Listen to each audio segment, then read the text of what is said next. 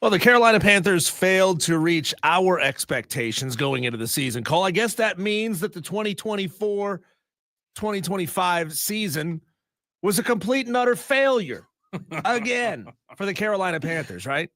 Just trash football. No, they actually looked pretty good at times this season. They looked pretty bad at a lot of other times as well. So we're going to, here in this very first segment of the show, evaluate the Carolina Panthers 2024 season, and we'll do it in the fashion of the good, the bad, and the ugly. Welcome into Wire to Wire. He's Cole Bryson. My name is Diesel. You're Toloing already. I hope. If you're not, jump on the stream on Facebook, on Twitter, or on YouTube. Just search for The Fan Upstate. You get to chop it up with other Tolos who are watching as well. We love the fact that we've got Tolos already replying, already in the comment section. I know Madcraft is there. Dan B always jumps into the show. Speaking of Dan B, got to commend his efforts for putting together and keeping track of the Wire to Wire Upset Picks Challenge. We're going to be giving you the final results, the official final results, coming up at 5 o'clock right here on Wire to Wire with Diesel and Cole Bryson. Hope we forget about that. But after going 2-15 last year, Cole, the sky seemed like it was falling. Nothing was going right for the Carolina Panthers as an organization. They turned it around just a little bit. We thought, wouldn't it be great if they could triple their win total this year and get to 6 wins in 2024? Well, they fell short of that by 1 win. 5-12 in the 2024 season. And the fact that they rode out on a big-time win on the road against a decent, not great, but decent Atlanta Falcons team, Cole, if you're a Panthers fan, which I know you're not, you're a Cowboys fan, y'all got your own problems in insecurities.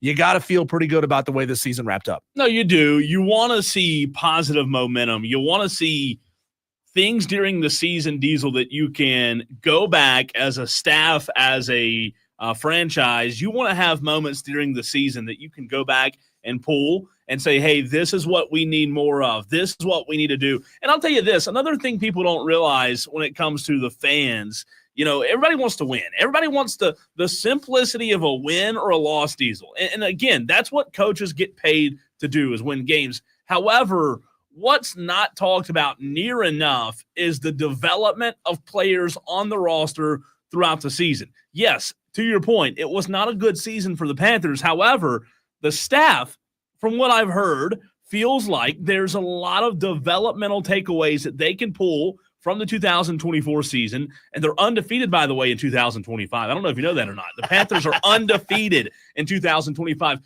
It all comes down to wins and losses because that's what you get paid. That's what Dave Canales is there to do, is win. However, to your point, there's a lot of good that you can pull from. I think Dave Canales, if you really want to think about it, he was brought in to change the culture. He was brought in to change everything about this franchise. Yeah, Dan Morgan is doing his job. Dan Morgan is doing his thing, but you still are working under an iffy owner in Dave Tepper. Now, good thing is Dave Tepper took a step back this year. Dave Tepper was barely involved this year, which was absolutely fantastic to see a guy like that who can't keep himself out of trouble realize that he is a distraction to his team. Cash the checks, Dave. Write the checks. Bring in the concerts if you want to, but leave the football to the football people, those who know what it is that they're doing, Cole. Look, again, good, bad, ugly on the Carolina Panthers season in 2024. Tolos, would love to get your thoughts. If you text in, you can text in at 844-FAN-PHONE, 844-326-3663. Reminder, that is something new that we started last week. You are now texting and calling on the same number, 844-FAN-PHONE. You do not need to put the word fan on your messages. Wesley Roberts says, what was worse this season, Cole's upset picks or the Dallas Cowboys? That's cruel. No Wesley. comment. We hadn't even got there yet. Could you give us a minute? Could you let Happy New Year to you too, Wesley. Oh, God. Freaking A. So the good, Cole, the good. This one's an easier category to talk about because there has been quite a lot of good this season. No, not necessarily in the win-loss column, even though you did improve to 5 wins over 2 wins last year.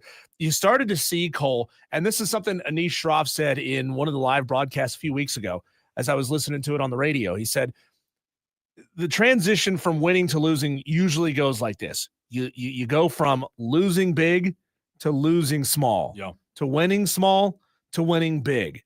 And we could see that play out in this Carolina Panthers season, especially, if you take out the Andy Dalton stretch of games that he played, you saw them losing big at the beginning of the season. There were a lot of blowouts early in the season, and then you saw them transition into losing small and winning small over these past 5 weeks of the season. So that's definitely something that is worth noting, the way this Carolina Panthers team has had that turnaround. After that Week 11 bye, Cole, and I know this doesn't look sexy, but they went 2-5. They did. But it was against a very, very difficult stretch of teams. Tampa Bay, on the road at Philly, at home at Tampa Bay, at Atlanta. They had 4 really tough games down that stretch of their last 7 games, and 3 of those losses, 3 out of those 5 games that they lost were by a touchdown or less. 4 of those losses were against playoff teams. You know what's interesting? The Andy Dalton wreck is not talked about enough. I mean, for whatever reason, like the mantra before that happened was Bryce Young's broken. Bryce Young can't be fixed. What's wrong with Bryce Young? What do you do if you're Dan Morgan? I mean, heck, you and I had the conversation on this show. Are you redrafting a quarterback in 2025 in April? And all of a sudden, Andy Dalton has the wreck. Bryce Young comes back in after being benched and looks like a different quarterback. What he looked like yesterday. I mean, are you kidding me? Can you get that? And replicate that 8 to 10 times, Diesel, and you're in the playoffs next year. He plays like that for a majority of the season, Cole. I have no doubt saying that's a playoff team. Yeah. I have no problem saying that's a playoff caliber team because they looked fantastic. When was the last time Carolina even scored 44 points in a game? Like that doesn't happen. 14 BC, 38, yeah, 38 points in regulation, 44 with the overtime. But you don't see that out of this team. Remember last year and the first couple of games of this year, you felt good about yourself if the Panthers scored 13 points, a touchdown and 2 field goals. That's about all this offense was good for the majority of the 2023 and 2024 seasons in the first half, at least. I saw this team grow a lot down the stretch. After that bye, after they came home from that Germany trip, this team looked like a different football team. Another one I want to point out, J.C. Horn finally lived up to his potential. I know he didn't play in the last 2 games of the season, but outside of that, he played the majority of the season, and he looked really good. And he's going to the Pro Bowl. Yeah, J.C. Horn's a Pro Bowl-bound player. I know. Xavier Legette looked really good. The wide receiver room looked really good, even though, Xavier Legette was brand new, playing as a rookie. Adam Thielen getting old AF. I mean, I think he's actually shares a birthday with Jerry Jones. Oh, believe it or not. Bad. He's old. That's bad. And bringing in Jalen Coker out of Holy Cross. I mean, holy bleep, who could have saw this guy coming as a quality receiver in the NFL? The wide receiver room now has a good, solid base to work off of. It's going to be exciting to see what happens with them in the draft. Will they go wide receiver again? Will they keep trying to get Bryce Young more weapons? And then again, of course, like I mentioned before, Dave Tepper kept his hands off this year. And those are the good things that I can point out that went well for this team this year. When you talk about the good, Diesel, obviously there are mixed feelings on where they should go in the draft. And we're going to get into that because we have 4 months to talk about it. But they've got to start drawing from the good moments and being able to create consistency. Because if you look at the schedule this season, if you look at what the Panthers did, there was just so many blips of inconsistency. You talk about the Atlanta game yesterday where they, to your point, scored 44 points. Last week, they couldn't score 14 points. So they've got to start being consistent. So I know that sounds like a negative, but it's a good problem to have, Diesel, because it means that there is substance there. There are games that you can watch on tape and say, oh, the Panthers did a lot of really good things. So in order to get consistent, you have to have good things. They didn't have a lot of good things in 2023. Yeah. So I think that's, even though it sounds like a negative, I think that is a positive. There's a vast majority of the season, Cole, where it felt like this team had to score minimum 24 points to win a game. Yeah. And this offense was not capable of scoring 24 points to win football games. I mean, you go back to the very beginning of the season, they gave up 47 to New Orleans, 26 to LA, 22 to Vegas, and that wasn't a win, by the way. They gave up 34 to the Bengals, who were awful in the first half of the season, 36 to the Bears, 38 to the Falcons, 40 to the Commanders. Yeah. These sound like college scores.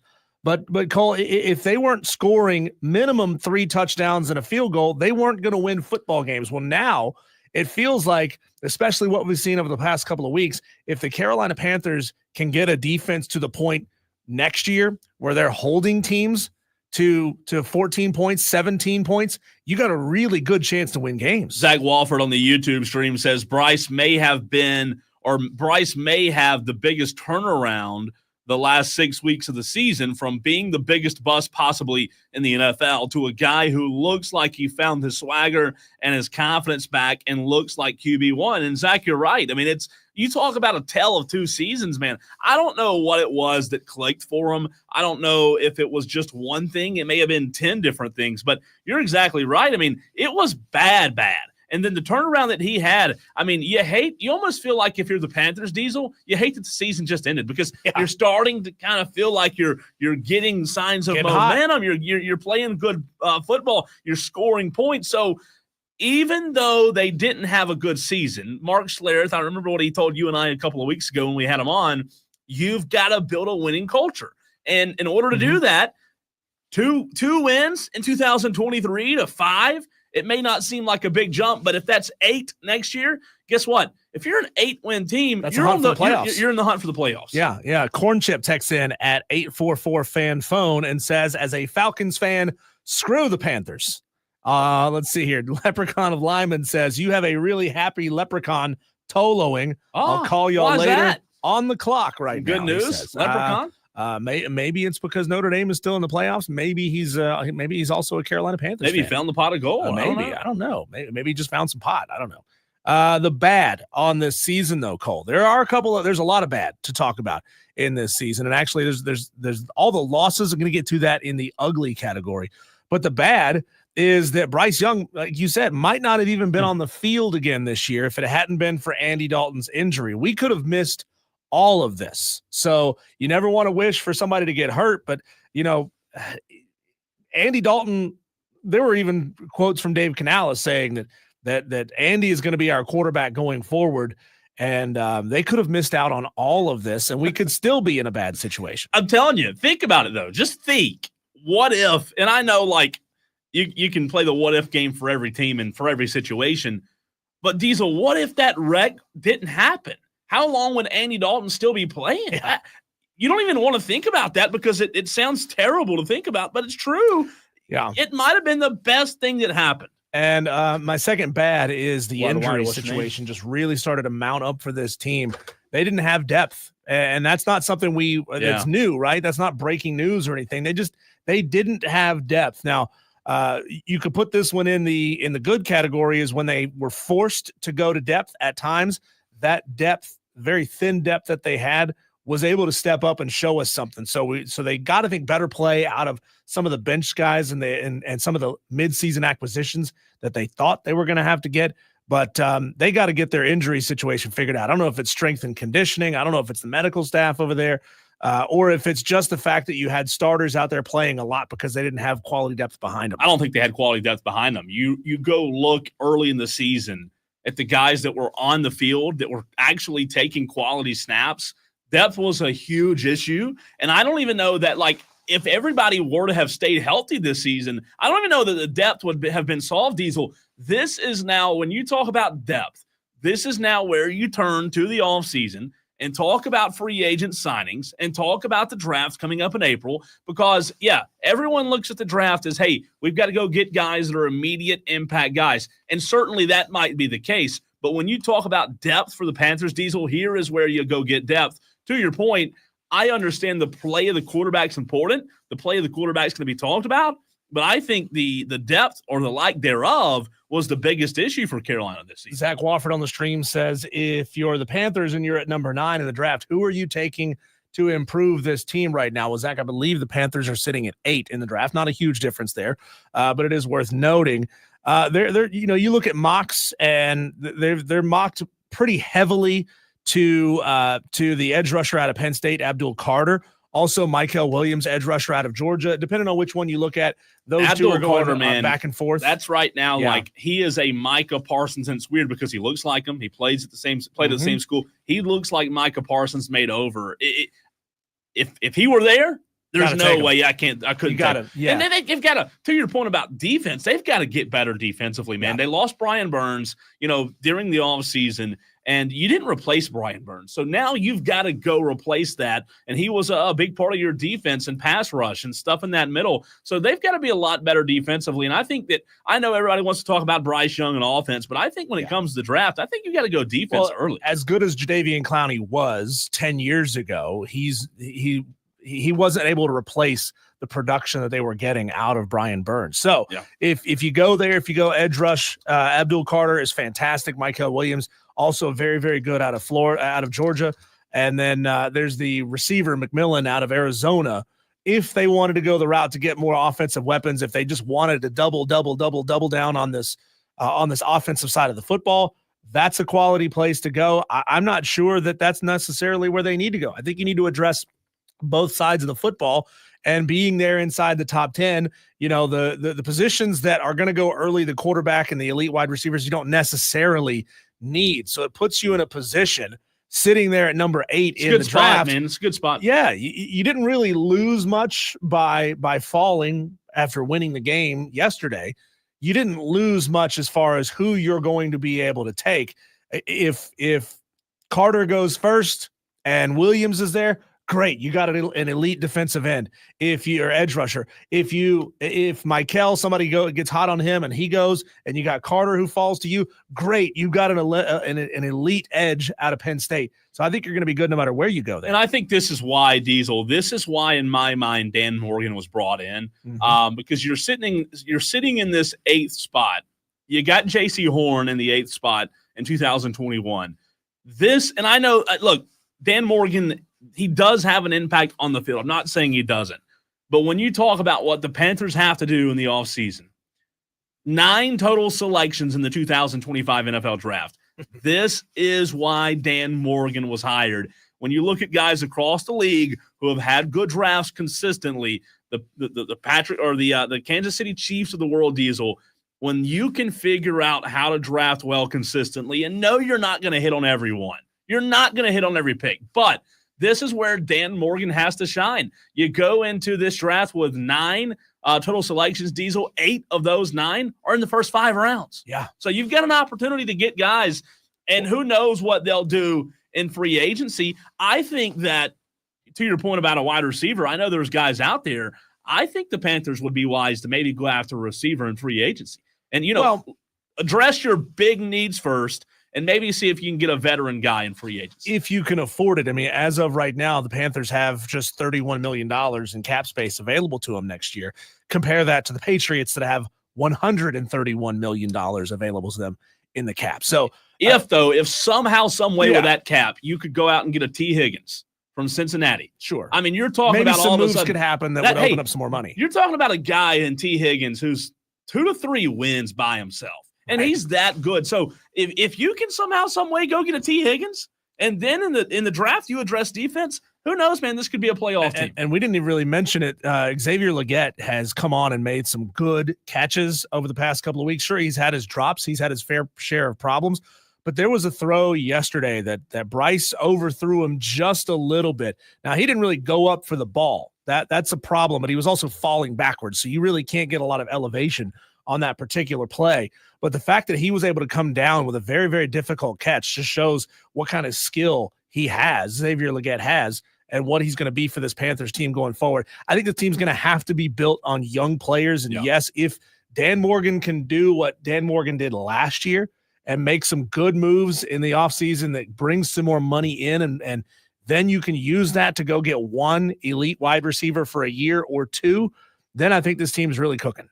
On the YouTube stream, Zach says would T. Higgins want to come play and also be available, because he would be a wide receiver 1 already if he was with the Panthers. Yeah, Zach, he'll be a wide receiver 1 just about anywhere he goes. But yeah, if he came somehow, some way, if the Panthers could snag him, there's no doubt he'd be wide receiver 1, and Thielen would be 2, and you'd have Xavier Legette back there, and all of a sudden you have a really good receiving core. So I don't know if it can happen. I just think if you're a Panthers fan, somehow, some way, that would be like the best thing that could ever happen to this organization. I don't know, in the last 10 years. Somehow go get that guy. during free agency. 844-FAN phone, 844-326-3663. Dewey wants to chime in. What's up, Dewey? Yes. Well, actually, the best thing that can happen to the organization is dissolve. But on a positive, they played with heart yesterday, and that was good. They did. And honestly, they should have. They should at least maybe won 3 or 4 more games. But they lack consistency, and like you said, depth and all sorts of stuff. Ownership sucks. Their coach sucks. They need a whole new thing for the players. They showed heart.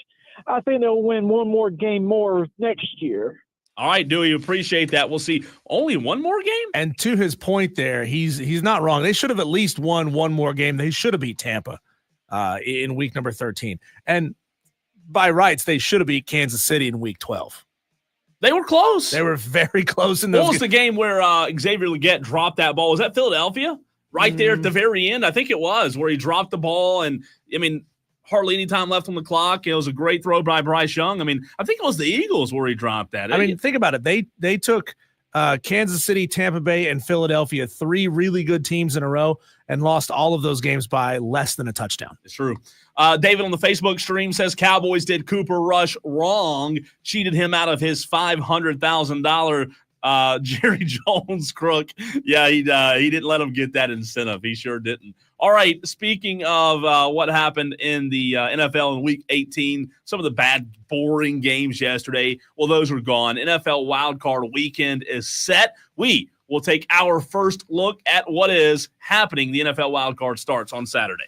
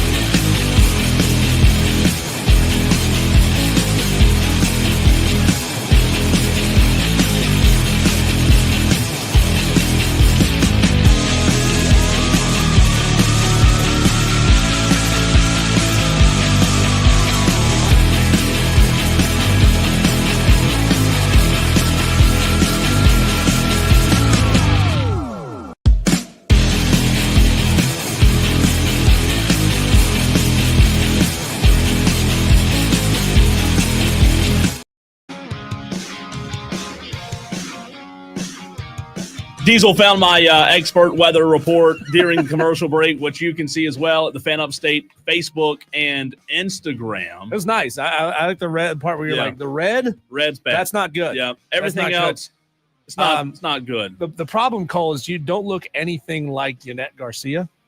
What about Chris Justice? The famous, well, you look a little bit more like him, yeah. It's fun how overseas the weather meteorology teams are absolute smoke shows. Here, not so bald much. Guys. We got bald guys, yeah. You know what's funny, though? I pick fun. Like, I get that nobody really knows, but I just think, like, not to get off on a tangent here, it's the biggest scam in America being a weatherman. I mean, literally, you're looking at models, and I know, like, you know more than I do. I get that. You know all these little models and plus signs, and I understand that. But at the end of the day, you're never right. Well, and the fact that when it says there's like a 50% chance of precipitation, they don't mean there's a 50-50 shot you'll get some rain. Yeah. It's like this whole formula that says 50% of your area will see some rain over a 2-hour period. The hell does that mean? Is it going to rain or isn't it? We don't know. And neither do they, but when we know and it starts snowing on Friday, if it does, then they'll know. Well, I got 4-wheel drive. I'll be fine. And you know what's interesting? You funny. don't. No, and I don't. Not my Ford Focus. Funny story about meteorology school. You know, I joked about it in that video. I was so bad in college. I was so bad at science. My advisor came to me and said, "Hey, look, we got to get you out of here. You got to graduate. We're going to put you in meteorology." And I passed. I passed it online. Is meteorology school basically the TV news version of being a chiropractor? Could be. It's a pretty good. I mean, I was like, this kid's not going anywhere in life. Let's make him a chiropractor. Yeah, just throw him in there. I passed a meteorology class, so I was able to graduate. So you were almost a meteorologist. Yeah, listen, I can say I have an expert opinion because I took a meteorology class. I'd love to know at North Greenville University because our Tolos will always surprise us with just some really random facts about themselves. Like, what job did you almost have? Like, what career path did you almost go down? Yeah. That would have been more interesting than what you're doing now. It's a good question. All right, Diesel, the NFL wildcard weekend is set. An early look at the postseason starting on Saturday. We'll have game Saturday, game Sunday, and then one Monday Night Football wildcard game. I've always said a few years ago when they implemented that Monday Night wildcard game, I always said I would hate to be the coach and the team that has to play on Monday because if you win, you have a short week. And I know it's just one day, but I don't want any disadvantages in the postseason. So there is a Monday night game 1 week from today. No Monday Night Football tonight, but there will be Monday Night Football again next Monday, 1 week. So the Chiefs got the bye in the AFC, no surprise. The Lions got the bye in the NFC. Let's start in the AFC. Actually, you know what? Let's just let me go on the schedule as it actually looks, so that way we'll know what games are when. Saturday at 4:30, Madcraft's L.A. Chargers kick things off, Diesel. So here's the wild card slate that has been set. 4:30, Chargers-Texans, first AFC wild card playoff game. The Chargers are 2.5-point favorites. The Texans, even though they're 10-7, didn't really have the season that we thought they'd have coming off of a really good year last year with C.J. Stroud. Still some question marks with that team. But Chargers, Texans at 4:30, and then also Saturday night, a division rival game just happened to be the AFC wildcard game. Steelers, Ravens, Baltimore, a 9.5-point favorite. Early lean for these two games. Diesel, start with the Chargers and the Texans. Ooh, that's a tough one. Let's see. Chargers, Texans, 11-win team, 10-win team. I think the Chargers are just a little more complete than the Texans are. I like the pieces. Justin Herbert is just a little more dependable than C.J. Stroud is. Ladd McConkey has really come on and been really good as a wide receiver for them this season. I think this is going to be a close football game. I like the 2.5 points. I probably wouldn't put this game any more than maybe about a 6 or a 7-point final score differential. I think the Chargers will win this football game. Maybe by more than a field goal. I'll go Chargers by a touchdown. You know, it's interesting. Madcraft said, so happy to go there and not Baltimore. Interesting point where the Chargers got seated because, like, if you do look at the first round draw, yeah, you don't want to go to Baltimore. You have really no desire to go to Baltimore. So you don't feel want like to fight those awful weather conditions. No, you either. feel like you got a good a good draw. You're going and playing in a dome in the first round of the playoffs in the wild card. At 4:30 on a Saturday in January. So I think the Chargers like that. That to me, if they were going on the road to Baltimore, I wouldn't feel good about it. However, the fact that they're going to be playing in a dome. I like him. I like the Chargers, and I think they'll win. I think they'll cover. Maybe we haven't talked enough about LA this season. 11-6 on the season, and I know they're obviously Matt Kraft's team. I don't know if we have any other Charger fans in the upstate or not, but I think you have to give a lot of credit to Jim Harbaugh, Diesel. Like you talk about coming in season one and year one and having the effect that he has had, that Harbaugh's had. The pieces were there in LA. They had the guys. They had the quarterback, most importantly.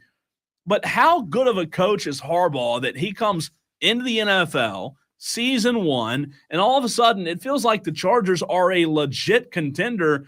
Sometimes I don't think that Harbaugh gets the credit he deserves here. Yeah, I mean, a guy that's been around the block a handful of times, I think he has a little more of a coaching advantage, even though, he's a second-time first-year coach in the NFL. He's got the advantage over Texas, over the Texans. I love anytime the Steelers and Ravens play. I love it. It's a divisional game. This one is on Amazon Prime Saturday night. The first game, is it on Prime? No, it's on CBS. So you have a CBS game on Saturday at 4:30. Amazon Prime at 8 o'clock. Steelers Ravens. The Steelers have lost like 4 in a row or 3 out of the last 4. So they're trending in the wrong direction. The Ravens, Diesel, were my preseason pick to win the Super Bowl. I think they're going to take care of business. And then when you look at Sunday's slate of games, it starts at 1 o'clock with another AFC wildcard playoff game, Broncos, Bills. Man, you know what? The Bills are favored to win, and they should be.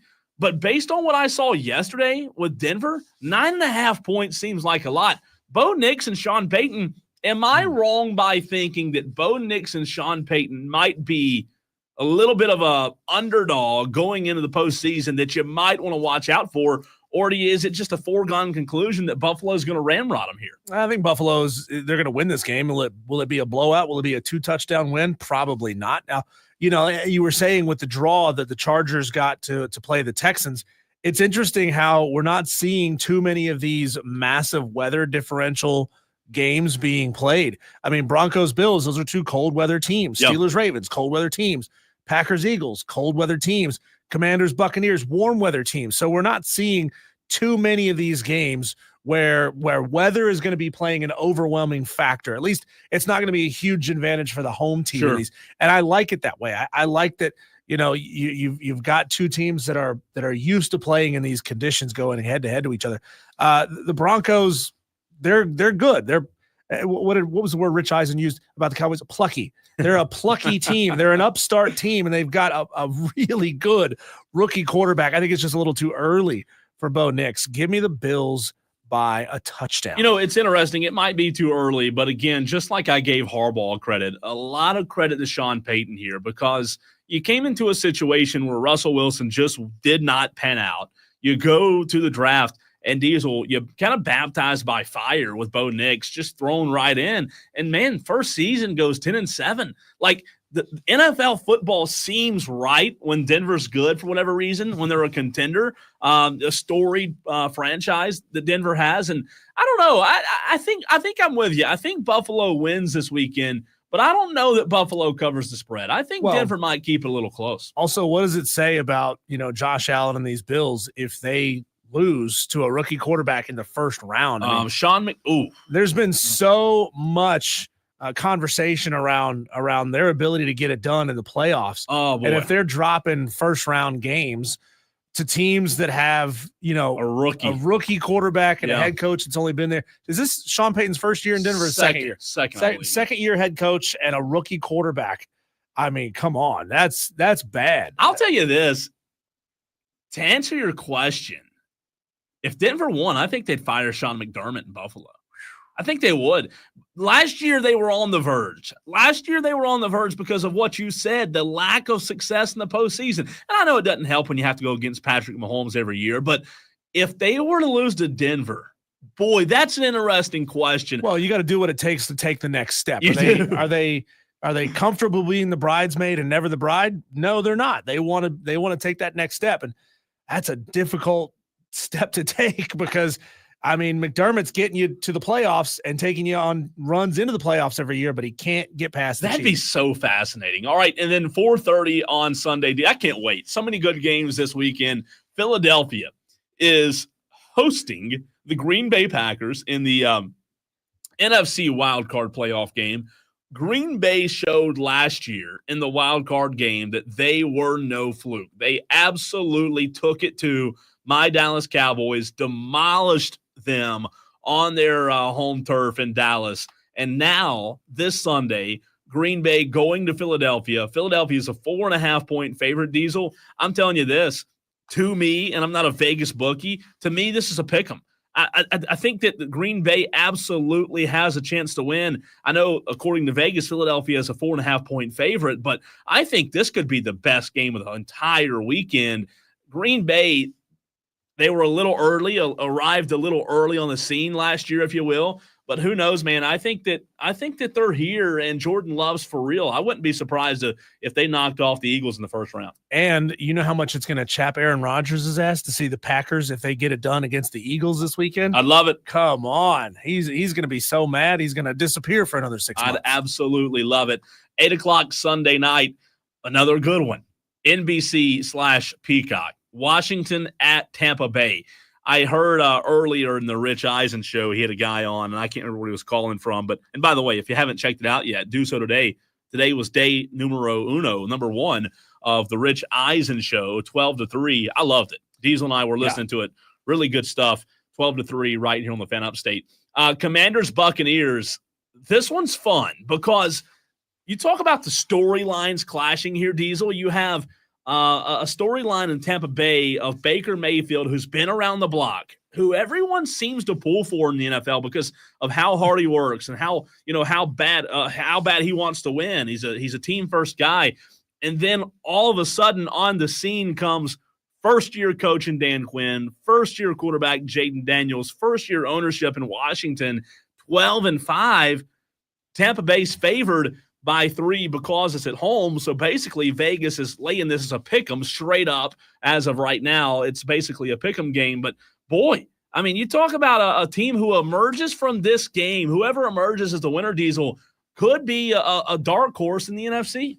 Yeah, I'm intrigued by what happens in this one. You know, like we were talking earlier with Josh Allen, talk about legacy with Baker Mayfield. If he's not able to get it done, yeah, you know, he's a little bit older. He's not old by any means in the NFL, but he's getting older, right? And does he have the ability to bring this team back year in and year out? He's certainly shown a massive improvement over what he had when he was in Carolina. Of course, that's a massive improvement over what he did when he was in Cleveland. I wonder if people just start to like pity Cleveland quarterbacks at a certain point. And by the way, do you know who I saw mocked to Cleveland earlier today? Shedeur. Oh, God. Could you imagine Shedeur Sanders and how miserable and how vocal he would be? They'd probably if he was miserable in Cleveland. And his dad would not let him go. By the way, Baker Mayfield, 4,500 yards on the season, 41 touchdowns, and 16. I mean, he's a baller. Are you kidding me, man? He's a baller. Like this dude, he finally, if he goes out and wins and somehow, some way takes this Buccaneers team to and goes on a little run to the playoffs, I think you got to give him his flowers. That's more yards than Jordan Love by a lot. Yeah. By over 1,000, by the way. That's more yards than Bo Nix. That's more yards than Lamar Jackson. That's over almost 1,000 yards more than Justin Herbert. I mean, Baker Mayfield's playing out of his mind. He's third in the NFL, only behind Jared Goff and Joe Burrow. So he's absolutely playing well, to your point. The very last game, Monday Night Football, in the last NFC wildcard game, the Vikings, the Rams. The Vikings yesterday did not look like the same Vikings team we saw all season. Last night, Diesel, Sam Darnold looked like the Sam Darnold that we've been used to for a very long time. They didn't look good. The Rams are 10-7, kind of sneaky, right? They've shown that when they have their receivers, they're a really good team. I think that going into this game, this is basically a pick 'em as well, because here we go, and I hate to say this, but do you trust Sam Darnold in the postseason? No. However, as you mentioned before, Rich Eisen, he had a caller who I believe is a Giants fan who was saying, wouldn't it be great if we got Sam Darnold as a Giant? Wouldn't that chap the Jets fans' asses? God, I don't know, man. Is that where you are? I mean, is that where we are now? Yeah. That Sam Darnold's all of a sudden become that guy?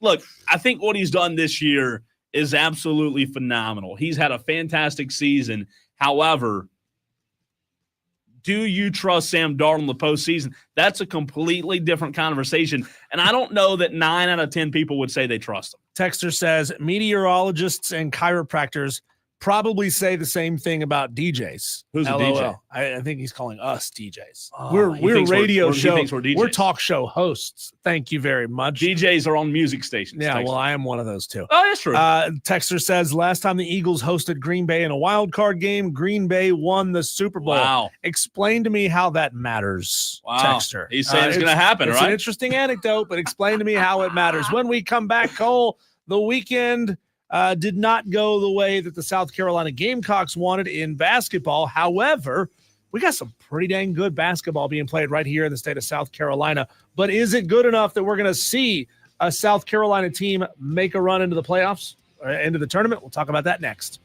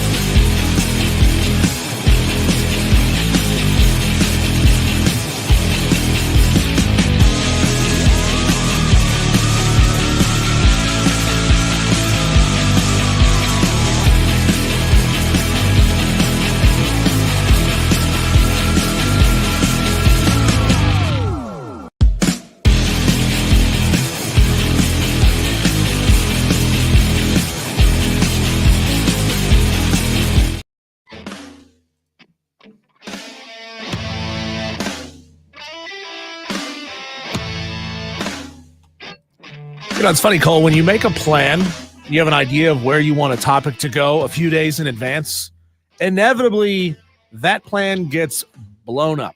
And that's exactly what happened to me in this segment going into closing out the show on Friday, creating a promo for today's show. I was asking the question, is Palmetto basketball the best it's ever been right now?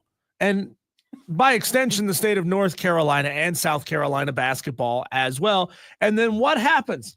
2 out of the 3 really good basketball teams in the state of South Carolina not only lose, but get absolutely obliterated over the weekend. You jinxed it. I jinxed it. Furman, very good basketball team, sitting at 13-2, got blown out on the road at a mediocre UNC Greensboro.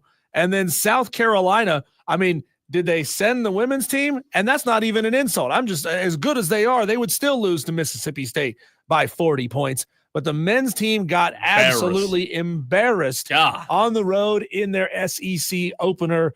The lone team that won their big game this weekend in the Palmetto State is Clemson. Yeah. Clemson very quietly building a very good resume in the 2025 season already. Ever since they had the losses to Kentucky and South Carolina, which were, we talked about it, they hurt in terms of the resume. You want to have some early quality wins. You know, they had that win over Kentucky a couple of weeks prior, but they look good now. And even Clemson women, Sean Poppy's come in his first season, and they're starting to build something. I'm not saying they're going to be on the level of South Carolina, but they beat Cal over the weekend. And,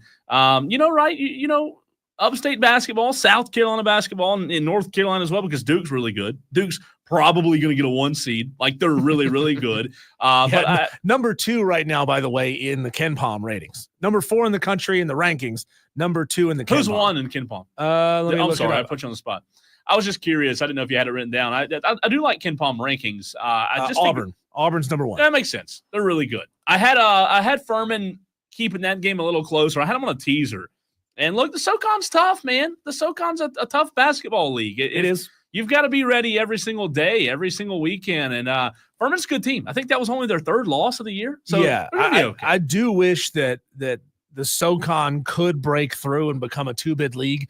It's unlikely to happen, especially with just the shift of power and the transfer portal. All the best players from the mid-major ranks, they get pulled upwards to the power programs. So it's really, really difficult for those mid-major teams, especially to put together elite teams year in and year out, unless you've got some crazy benefactor or you've got some crazy culture that you're not letting guys get away, or you can attract just as good of players once they leave. Well, the problem is, Southern Conference is so top-heavy, it's hard to be that one team. Like, it's hard to win the conference. I mean, Sanford's good every year. Mercer's good.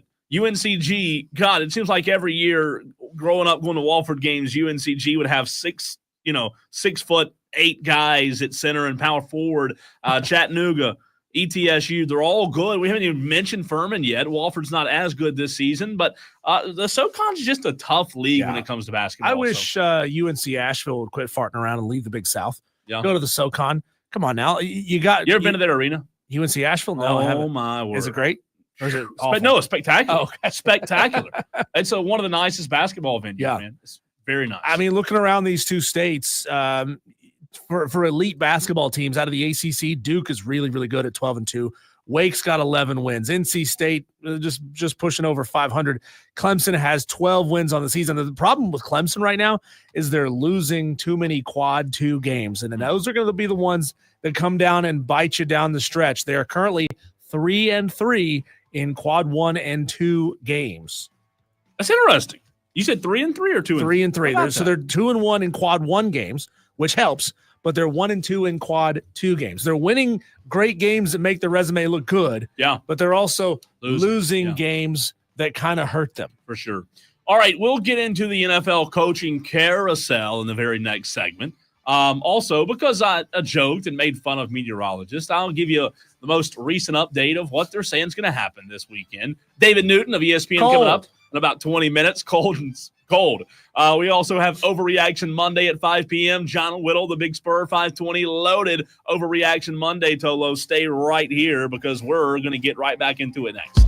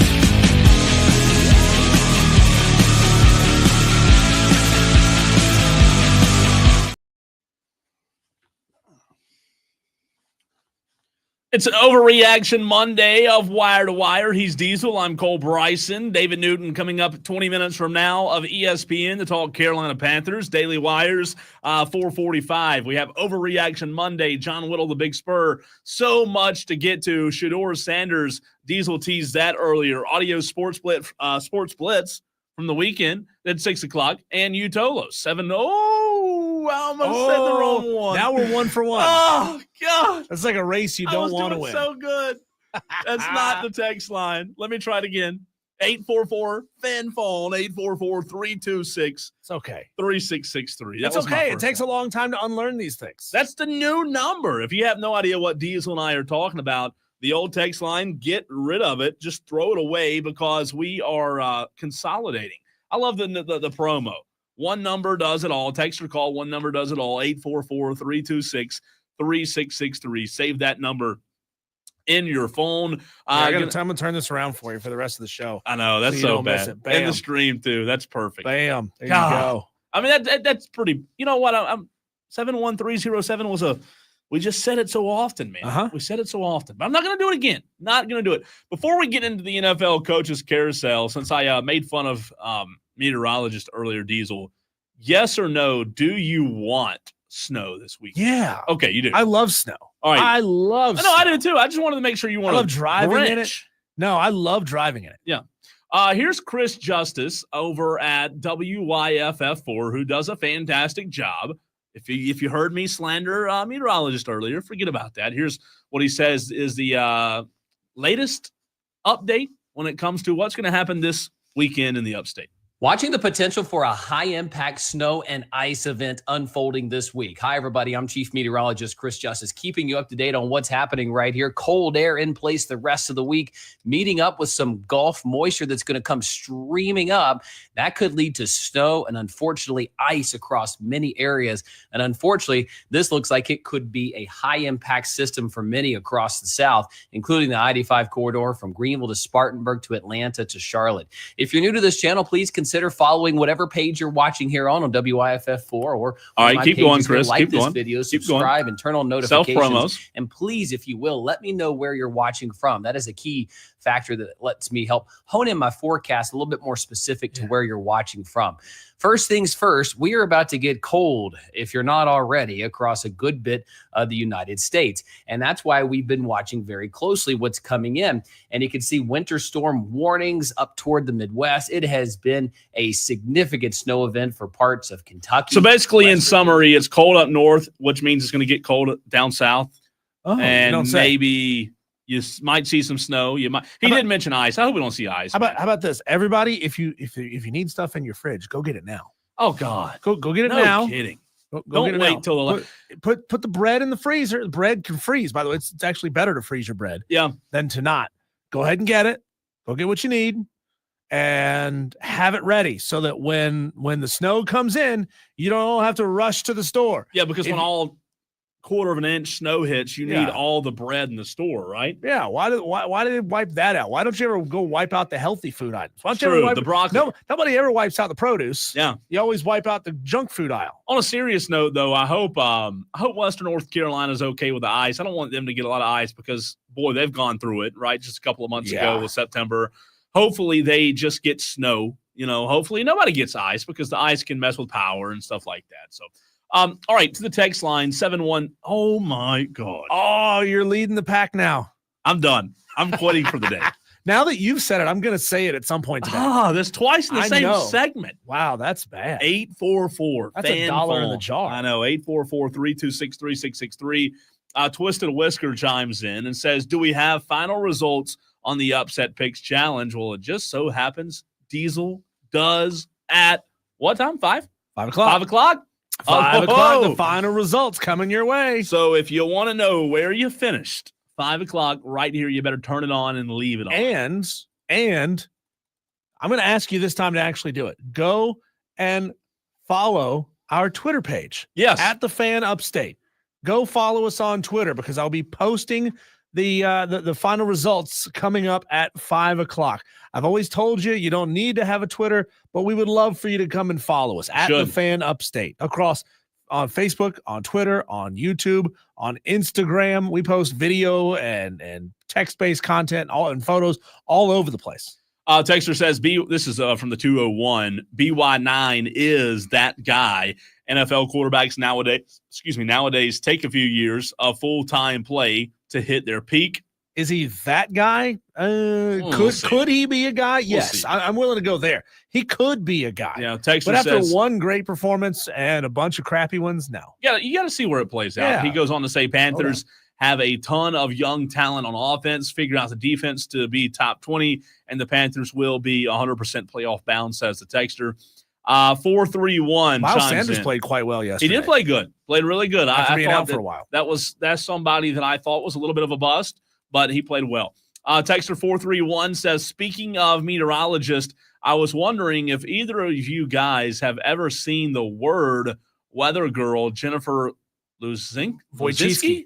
Oh, Wojcicki. Texter asks, is she a babe or not? Well, we never have seen her. I wouldn't even know how to type her name in to look her up. Is she on our station too, or just Texter? Yeah. She here. I know who you're talking about, Jennifer Lewinsky. Yeah, we don't know. We don't know if she's a babe or not. She might be. She might not be. Jennifer Wojcicki. I don't even know if this is right. Meteorologist. Might be her fake name.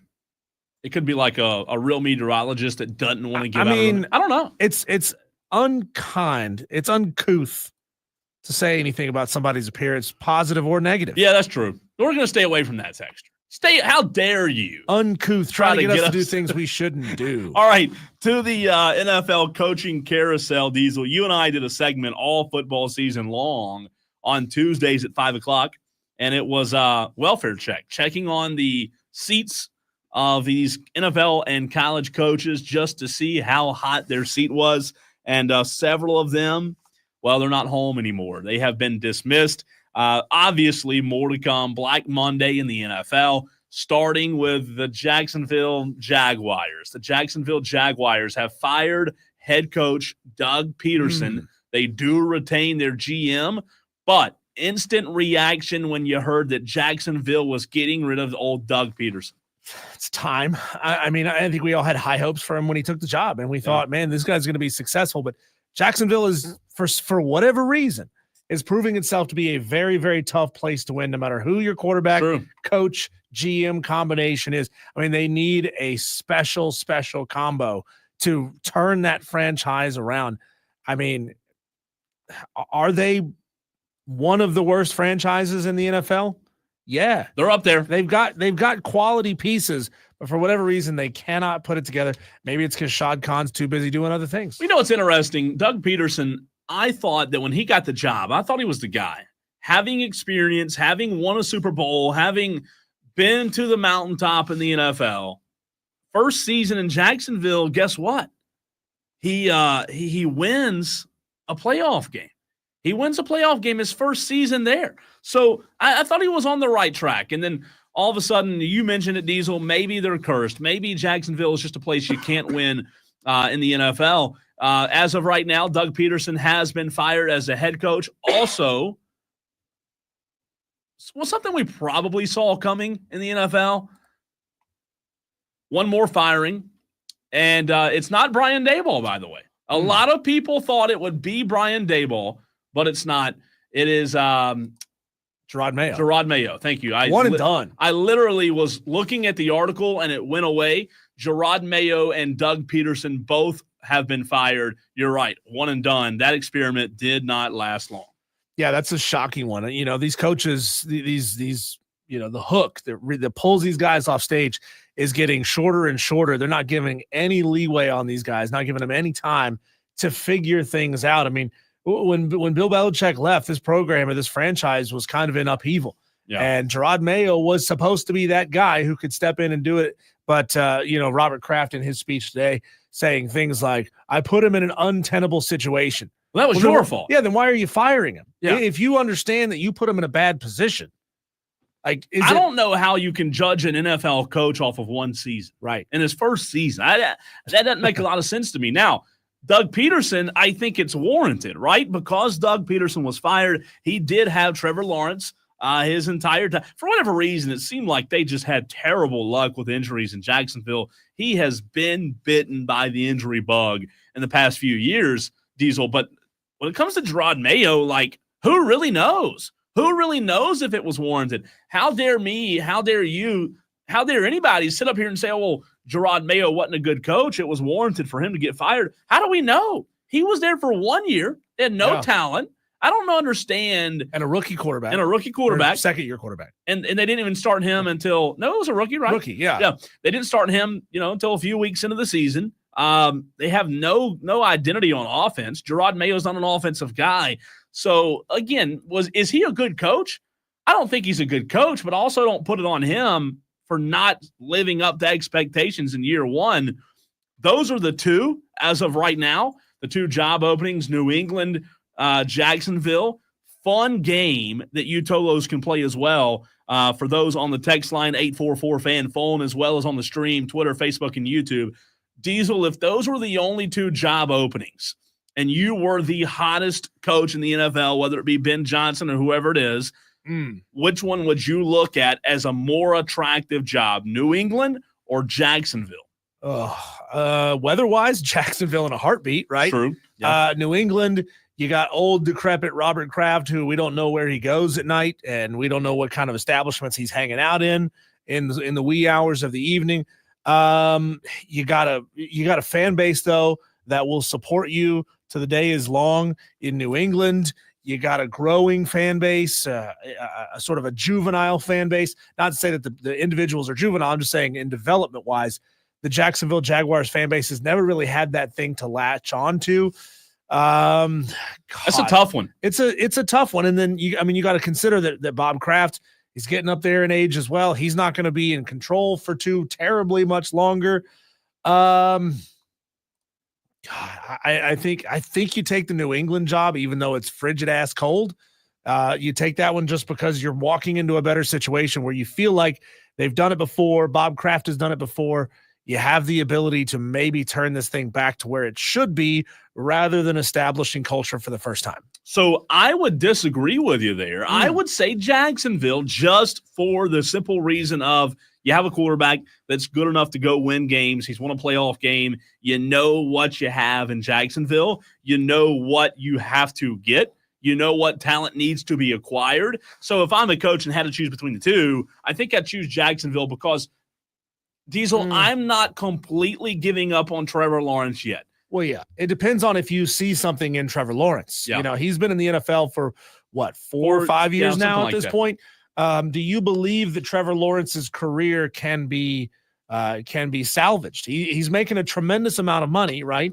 But can it be salvaged? Can you turn him into a really good football player? Sure. If that's the case, then sure, you take the job in Jacksonville, but you also you don't know what you've got with him as far as an NFL quarterback goes. But then, of course, the other alternative is going to New England, where you've got Drake May and a bag of chips out there on the field. Right. I'll tell you what, man, those were the two firings. But the fact that New York came out and said, we're keeping Brian Daboll.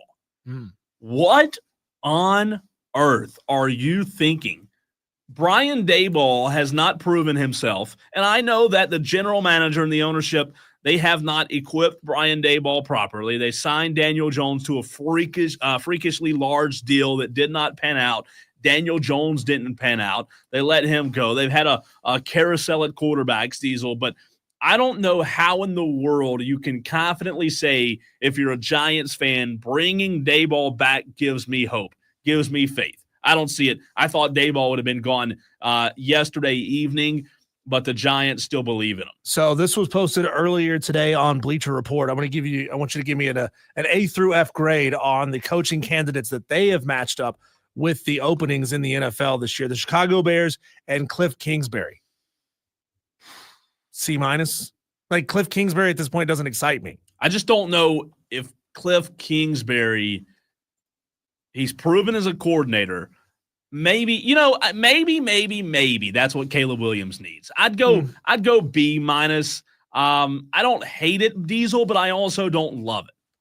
How about defensive coordinator from the Lions, Aaron Glenn, to Jacksonville? I don't love that. I'll tell you why. I think Jacksonville needs an offensive-minded guy that can help Trevor Lawrence get to the next level. I think they need a quarterback guy like a Dan Mullen was at Florida, like somebody who knows how to take this quarterback and everything that he's learned wrong, help guide him to become elite. I mean, if you were to defense, if you were to tell me that Jacksonville hired Aaron Glenn as head coach and hired Cliff Kingsbury as OC, I would say, wow, that's a really interesting combination. Yeah, it's interesting though. Yeah. I don't know. I don't love that. A lot of people like this one a lot. Mike Vrabel to the Patriots. Yeah, and I think somebody brought that up. Let's see. Somebody brought that up on the stream. It was JB on the YouTube stream, and that's probably a likely position for Vrabel to take and to fall into, Diesel, because of his history there. Robert Kraft making the wrong decision last year and hiring Gerard Mayo and then firing him 1 year later to bring in Vrabel. That makes sense. Now, Vrabel's the right guy. Vrabel, that is an A-plus hire for New England if they can hire Mike Vrabel. I just don't know if they're smart enough to do it. For whatever reason, Robert Kraft hasn't shown that he's going down the smart path as of late. One that the Carolina Panthers would have to contend with, Joe Brady to the New Orleans Saints, the architect of that really good offense in Buffalo. I said a couple of weeks ago on the radio, you and I, we were talking about, I said Joe Brady, I had him going somewhere else. It wasn't New Orleans. Maybe it was. No, I think we talked about that. Joe Brady to New Orleans would be absolutely awesome in my mind. He has proven himself at the college level and the pro level. I think he's ready for an NFL job. Obviously, there will be more job openings. You know, the teams that you're calling out, the Dallas Cowboys, who knows? Mike McCarthy, if he'll be retained or not. He has no contract as of right now.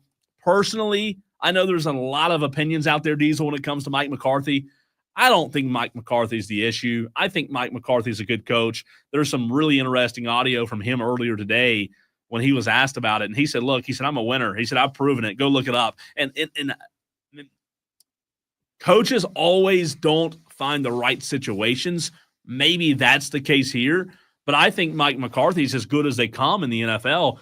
He's won a Super Bowl, and he knows what it takes to get there. So we'll see, but I love this time of year. Obviously, these coaches don't. But Doug Peterson out, Gerard Mayo out. Mm-hmm. No surprise there. Which other ones will be open? Jets still have an opening, too. That's true. That's true. Yeah, they fired theirs during the season. Rex Ryan is linked to head back to New York for that. That's interesting. Texter says Jets will also be hiring as well. Most likely, they will either hire a random coordinator or bring back Rex, hoping it's 2009, 2010 again. Look, I love rebound never works, my friends. It doesn't. I love Rex Ryan, but I don't know in what world you sit there and look at that and think, oh, that's a good idea. Let's go hire Rex Ryan and go back in time 15 years. I don't think that's good. I don't think that's a good idea. Well, let's move on to a team that we feel like they made some big-time strides this year in the NFL. Back to the Carolina Panthers and David Newton of ESPN, who writes about the Carolina Panthers. He's going to join us to talk about them and answer all your burning questions next on the Fan Upstate.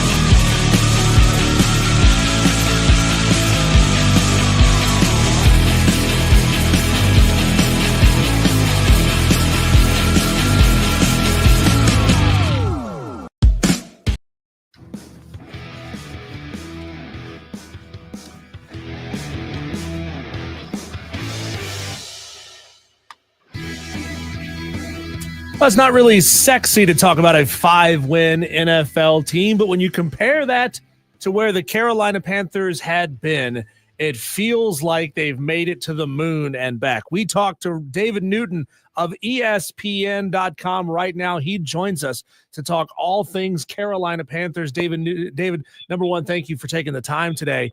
But can you go into a little bit what about Bryce Young changed during his benching that led to the remarkable turnaround after he came back? Even though some of those weren't wins, we saw a much improved Bryce Young. What happened to him when he had time off? Well, first of all, I don't think they've quite made it to the moon, but they did make it always to Atlanta, Georgia, and back. So, as far as Bryce, I think the key there is he never lost his confidence. Was he probably ticked off a little bit that he was benched and felt like he could still play? Yes. But he kind of focused on moving forward and focused on becoming the best he could be at being the scout team quarterback and backing Andy Dalton. I mean, you saw him on the field during games, bringing players water, slap them on the back, giving them encouragement. He was the same player then, but he was at the end. But I think the fact that he got back in there, he got more confident. And I think more importantly, Dave Canales got more confident in Bryce and what he could call for him.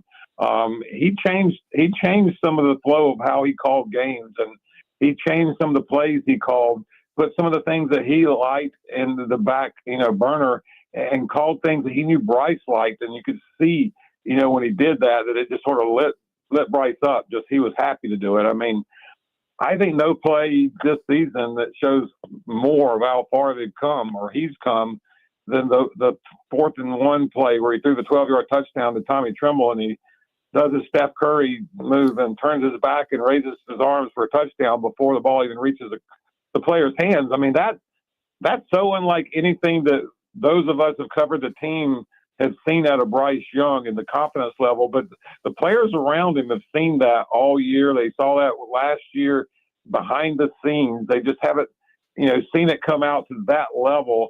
And it shows just how confident Bryce is in himself and what the direction the team is headed right now to allow himself to do a move like that.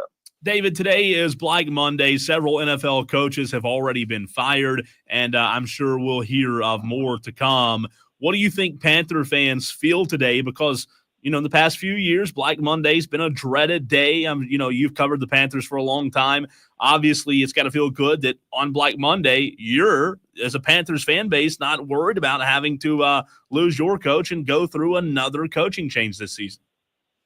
Yeah, and I think that's very important. And maybe it shows how far David Tepper's come here, that he didn't give up on this team or this staff and Dave Canales or anybody when they were 0-2 or when they were 1-7 or wherever they were at that point. But he's remained patient and allowed them all to grow together. I think that's very important. You can't change head coaches every year. You can't change general managers every year. If you do, you'll end up being the New York Jets or Cleveland Browns and teams that have not had any success over the last 20, 30 years, at least, getting the Super Bowls and things like that. So I just think that it was time for the Panthers to be in this position to not be doing anything but focusing on the future with the people they have, because every time you take a coach and you change that situation, it's like the cliche, you take, one step forward, 2-3 steps backwards. And that's what kept happening. So, I think it's really significant. I think it's significant that even though they gave up an NFL single season record, 534 points this year, that they really believe in defensive coordinator Ejiro Evero and what he can do for this team moving forward. I'm not saying they won't make some changes on his staff, but, they believe that the man, calling defensive signals and putting this scheme together can take them forward too. I just think there's a lot of positive things that come out of today's, what players were saying, what coaches were saying, Dan Morgan was saying, and just the last few months, the direction this program's gone. David, take us back a year ago and tell us what it was like being around that franchise, being around the coaches after the season was over, when you end the year on a 3-game losing streak the way they did, not scoring a single offensive point the last 2 weeks of the season, and compare that to ending the season on such a positive vibe this year? Maybe it's a question you won't be able to answer since the answer is now just 24 hours old. But what do you think the building will be like over the next couple of weeks compared to last year? Well, I mean, last year there was just so much unknown because you already had fired Frank Wright. You knew you weren't going to keep the replacement interim coach. You knew there was going to be a coaching search. You knew there was going to be a change at GM.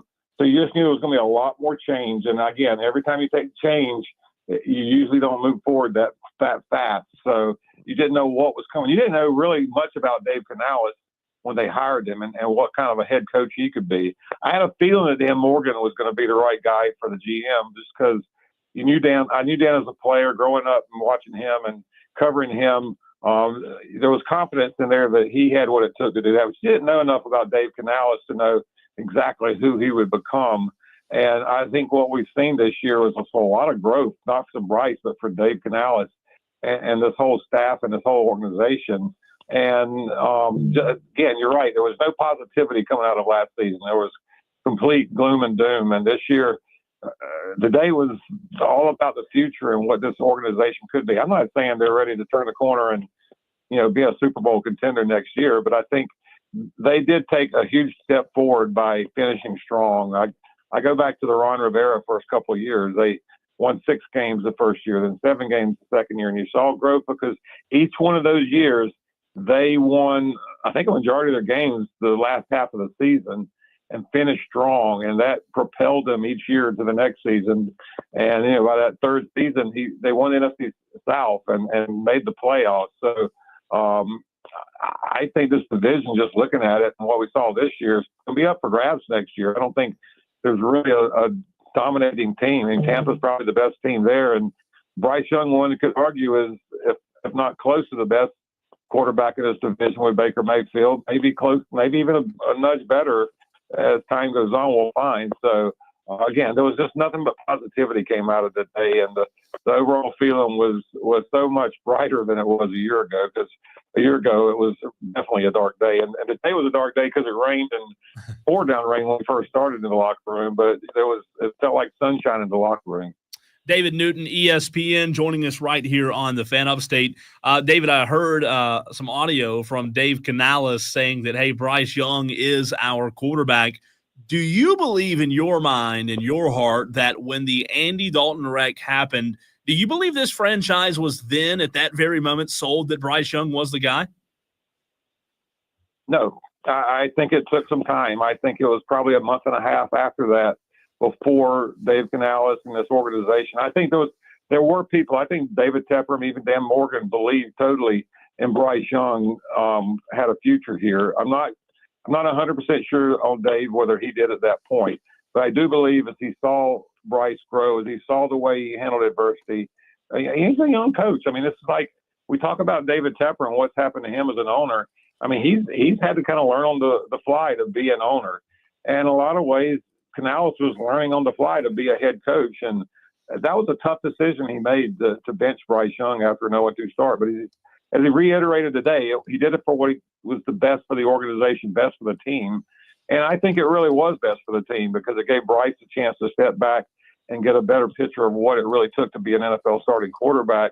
But at that moment, I know Dan Morgan said there was a plan to get Bryce back in there at some point, but I've gotten no feeling from anybody else there that it was really a true, hard plan to get Bryce back in there as long as Andy was still playing well, or at least well enough to give him a chance. So I do think that was a pivotal point in the organization because had that not happened, I don't think there would have been time for Dave and Bryce to grow the way they did as head coach, play caller, and quarterback. And again, I think what you've seen here over the last month has been, I hate to say nothing short of a miracle, but it's in a lot of ways it feels like it has been.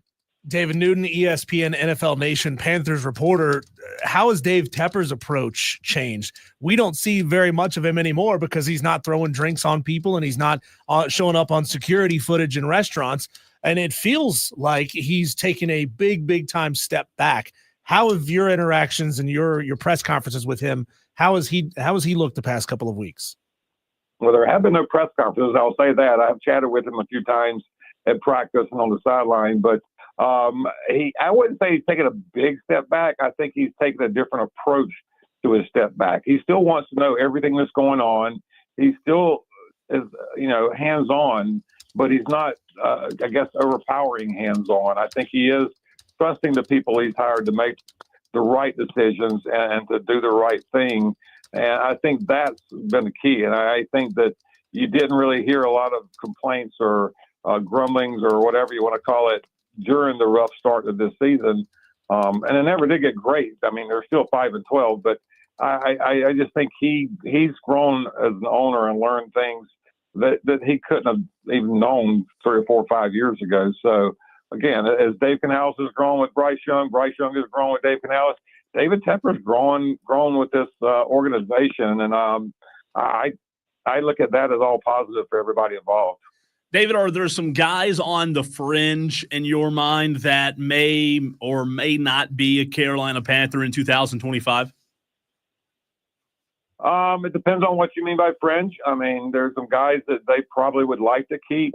I mean, Brady Christensen's one that got some starts at center and guard, tackle, and play well, but I think he's proven that he can be a good enough player to start in this league. And I think he's told me today he's going to test the market. He'd like to stay here, but if the right opportunity is there, that he'll probably be gone. That'll hurt their depth because I thought he was really solid there. Austin Corbett, who began the season as their starting center, I think he's probably going to have to move on. He wants to go somewhere where he can be kind of guaranteed a chance to start. I don't think he can say that here right now, the way this lineup is. Adam Thielen today kind of hinted that he might retire. I still think he'll be back, but he's 34 years old, and he's got to take a look at what's best for him and his family.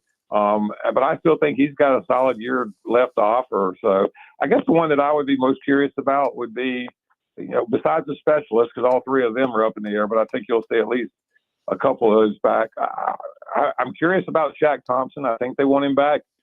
He wants to come back. He said he wanted to finish as a Panther. But getting to his age, exactly what he would take from a new contract to come back with his injury history, I mean, it's going to take probably a team-friendly deal for him to do that. But I think his leadership in this group would be really good addition to keep. And I don't know many places he could really go right now and get a big deal. So if he wants to stay here, I think that's one you got to pay attention to. David, depending on which mock draft you looked at, the Panthers are linked to Abdul Carter, edge rush out of Penn State, Michael Williams, edge out of Georgia, possibly McMillan, the wide receiver out of Arizona.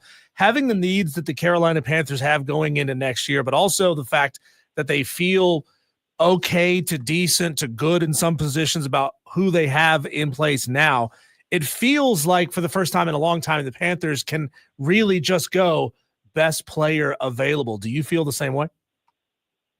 No, I feel like they'll take the best defensive player available. And the ones you mentioned are why. It's going to be a strong defensive draft. If the Penn State edge rusher falls all the way to number 8, I don't even think they'd have to take a second to put I think they'd take him.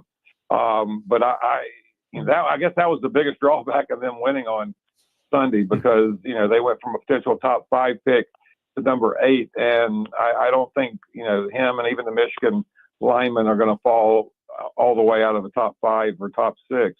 And those are really good players. I think could really help this defense a lot. I mean, you go back to after that dreadful 2001 season where they won one game, in 2002 where they drafted Julius Pepper with the 2nd pick. That kind of propelled them to the 2003 and the Super Bowl. They need to get a guy on defense that can be a star player, can put pressure on the quarterback, whether it's a lineman or an edge rusher. It's interesting, David, when you look at the draft that's coming up in April. Obviously, we'll continue to talk about that. Biggest need versus best player available has always been a very interesting conversation. What do you think, though, when you talk about today the momentum of this franchise being positive and being able to obtain their goals for 2025/2026, what do you think, other than the draft, could happen during free agency? Obviously, salary cap comes into concern there that the Panthers could do to upgrade this roster without having to rely on the draft. I would keep an eye out for maybe a number 1 receiver out of free agency. I don't know if they can pay the money that T. Higgins out of Cincinnati would want. But I don't think the Bengals can pay two receivers number one money. So I think he'll be available in free agency, but I just don't know if you want to spend that much on a receiver at this point. They're not, teams don't let go of their edge rushers very often, so they're not going to be any of those guys, at least the young guys that they could build around to be older veterans like they got this year with Clowney. So I think if you can find a young star, like, I'm not saying Higgins is coming here at all, but I'm saying a young star like Higgins and that kind of a player that you could get it here and grow around him, I think that would be probably an area they'll look at right now. David, as always, we appreciate your time. Fantastic stuff, and we look forward to having you on again soon. Appreciate it. Thanks, guys. David Newton, ESPN, always a fantastic job. We will take a look around the sports world next in our Daily Wires.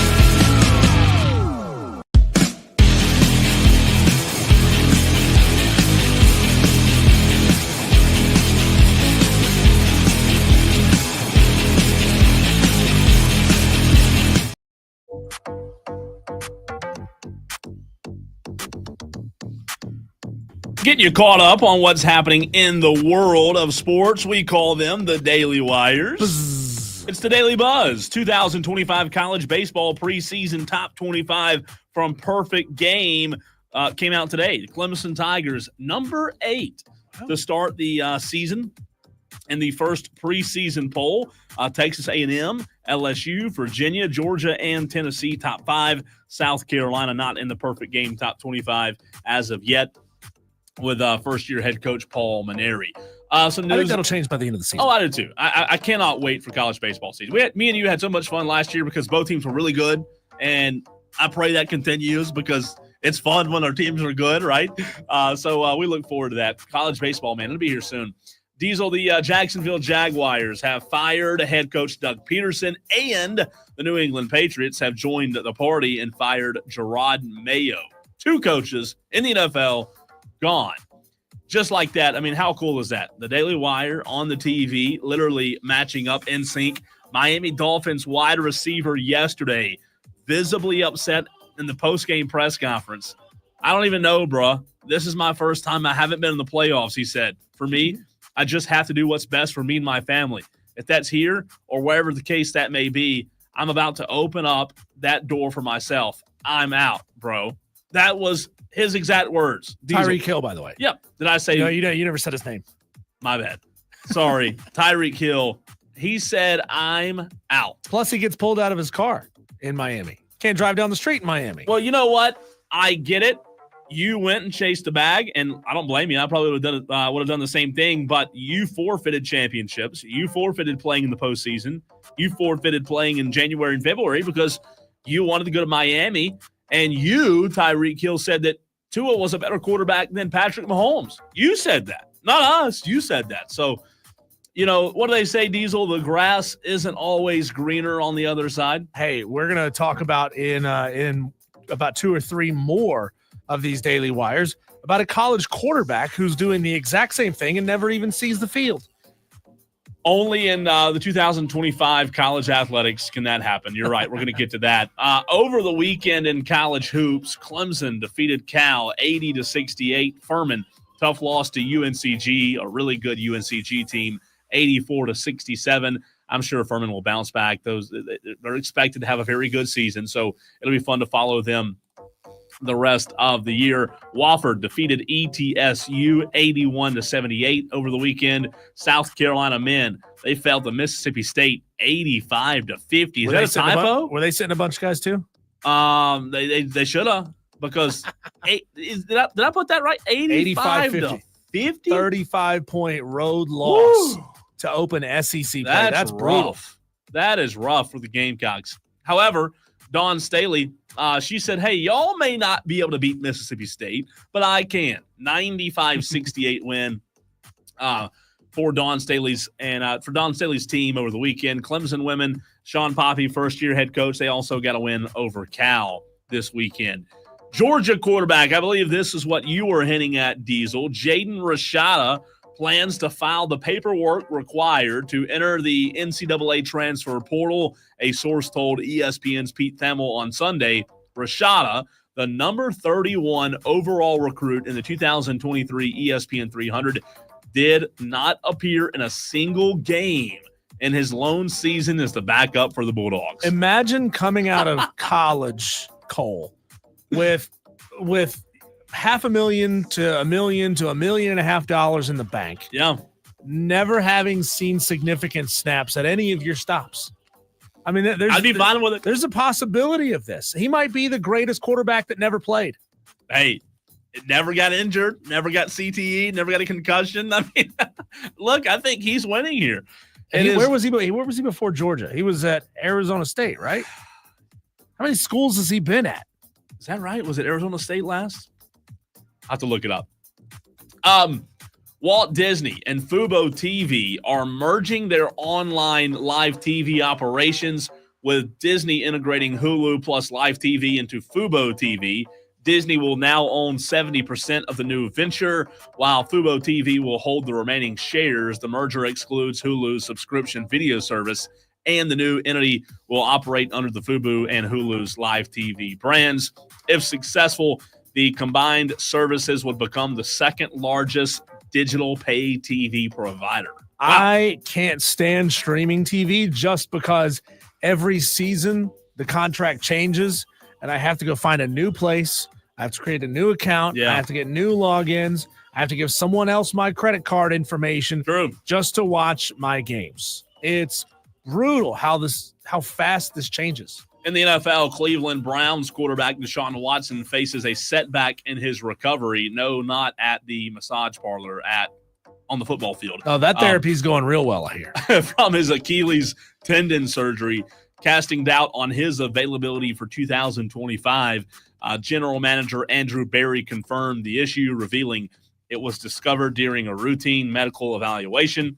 And lastly, terrible, terrible news for the Green Bay Packers, who have a monumental game coming up on Sunday against the Eagles. It was just on TV a few minutes ago, breaking news that Christian Watson has tore his ACL in the loss to the Bears. So just tragic for them as Jordan Love, man, I thought they might be able to make a playoff run, but losing Christian Watson is a big deal. Multiple sources have said that the Chicago Bears have sought permission to speak with Mike McCarthy regarding their head coaching vacancy. They've requested that. I also saw where they requested to speak with Ben Johnson, the offensive coordinator for the Detroit Lions as well. He was trying to decide where he was going to go last year, ended up coming back to Detroit, which was a big win for Dan Campbell. But I expect Ben Johnson to be somewhere. If I'm Ben Johnson, I want to stay where I'm at. I want to win Super Bowls. I want to have fun. Well, he's making a tremendous amount of money as a coordinator in the NFL.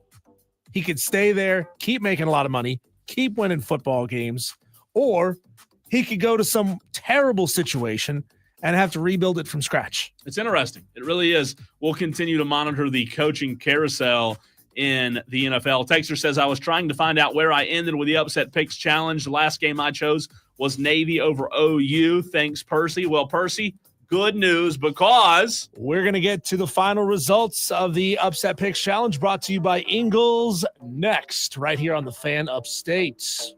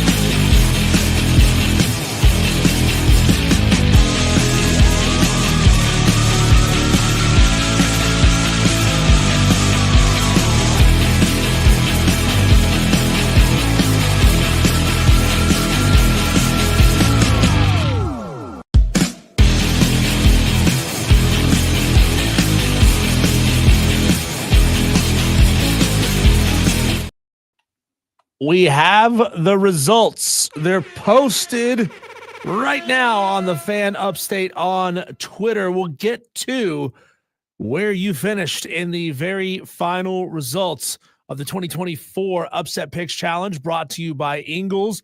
Right after we talked to the Leprechaun of Lyman, who said he was listening earlier, very happy. I'm sure he's going to have some really positive things to say. Leprechaun, what's up, my friend? Hey, woo! Yeah, boys!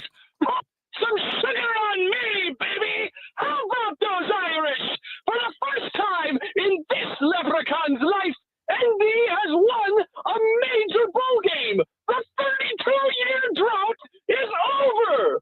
But this season is not. The Nittany Lions' favorite color seems to be the color white. They'll be waving that flag of surrender when our gold is shining bright. We've beaten dogs. We'll beat these cute, cuddly kittens. Irish destruction is coming. Penn State won't know what hit them. And when the ball is over and I'm enjoying my orange and we've dismantled these kitties and sent them to storage, who's the team we'll be praising? Can you say with me their name? Come on, give a big old hoo for that grand old Notre Dame. Woo-hoo! Wow. Excellent job as always. Wow. Excellent job as always. I need ibuprofen. Yeah. Oh my word. That was outstanding. That was good. That was good. Outstanding. I'm glad that he's excellent at making rhymes, because he's not great at picking upsets. Ooh, not great at picking burn. upsets. Leprechaun of I Lyman can't say anything. finishes the challenge with 19.5 points.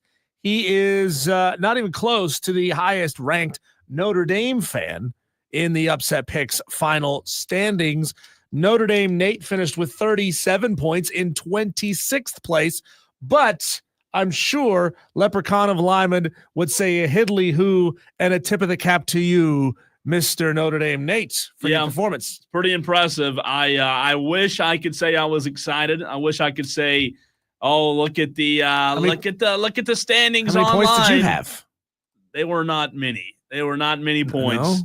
No, I had 9.5 points. 9.5 points. Womp womp. Pat McAfee and I both. Pat McAfee, though. I mean, we both had tied 9 with Pat points. McAfee. That's all I'm gonna say. You know, Mr. Get Drunk on Television. Yeah. Curse Pat McAfee. I finished 78th in the Upset Picks Challenge.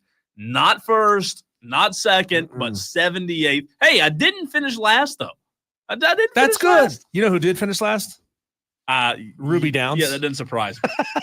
But technically, Ruby didn't finish last. She finished next to last, because there's like a bajillion way tie for last place with 0 points in the Upset Picks Challenge. But Mr. and Mrs. Irrelevance in last place, Ben in Simpsonville, Brian Andrews, Bonefish Girl, and Ruby Downs all finished with half a point. Is it better to finish with half a point or no points at all?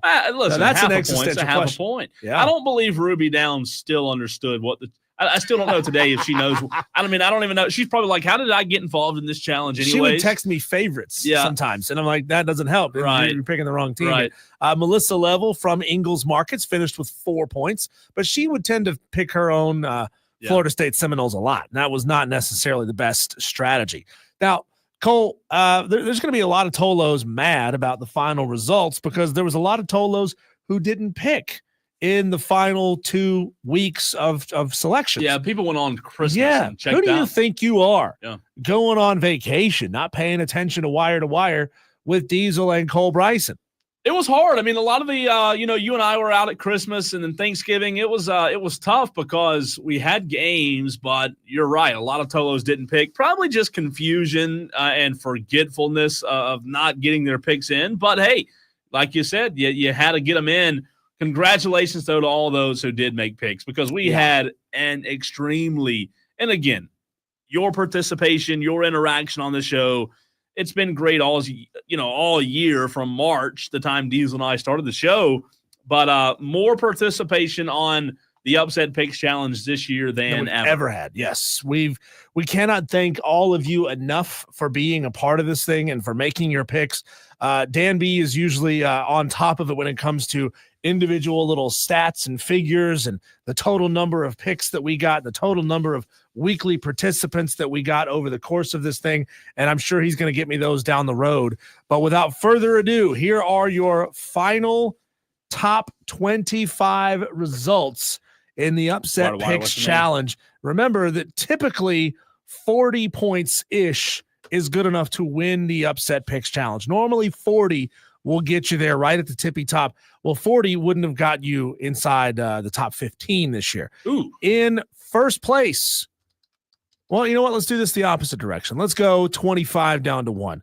In 25th place with 38 points, Hurricane Jeff. Congratulations to Hurricane Jeff. And he entered late as well. He did, as did this Tolo, Gravy.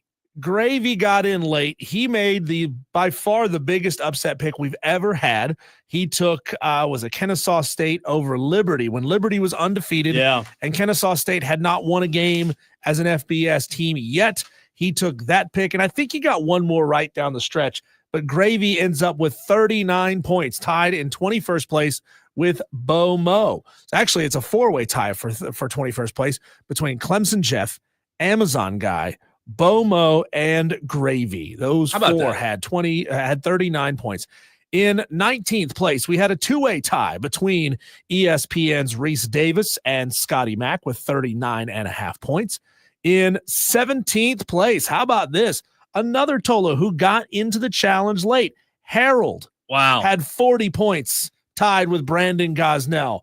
40 points. Congratulations. And as a matter of fact, we have Harold on the line right now. Harold, do you have any words of advice? Do you want to gloat a little bit and tell all these jabroni Tolos that quit on us down the line that anything is possible when you just stick to it?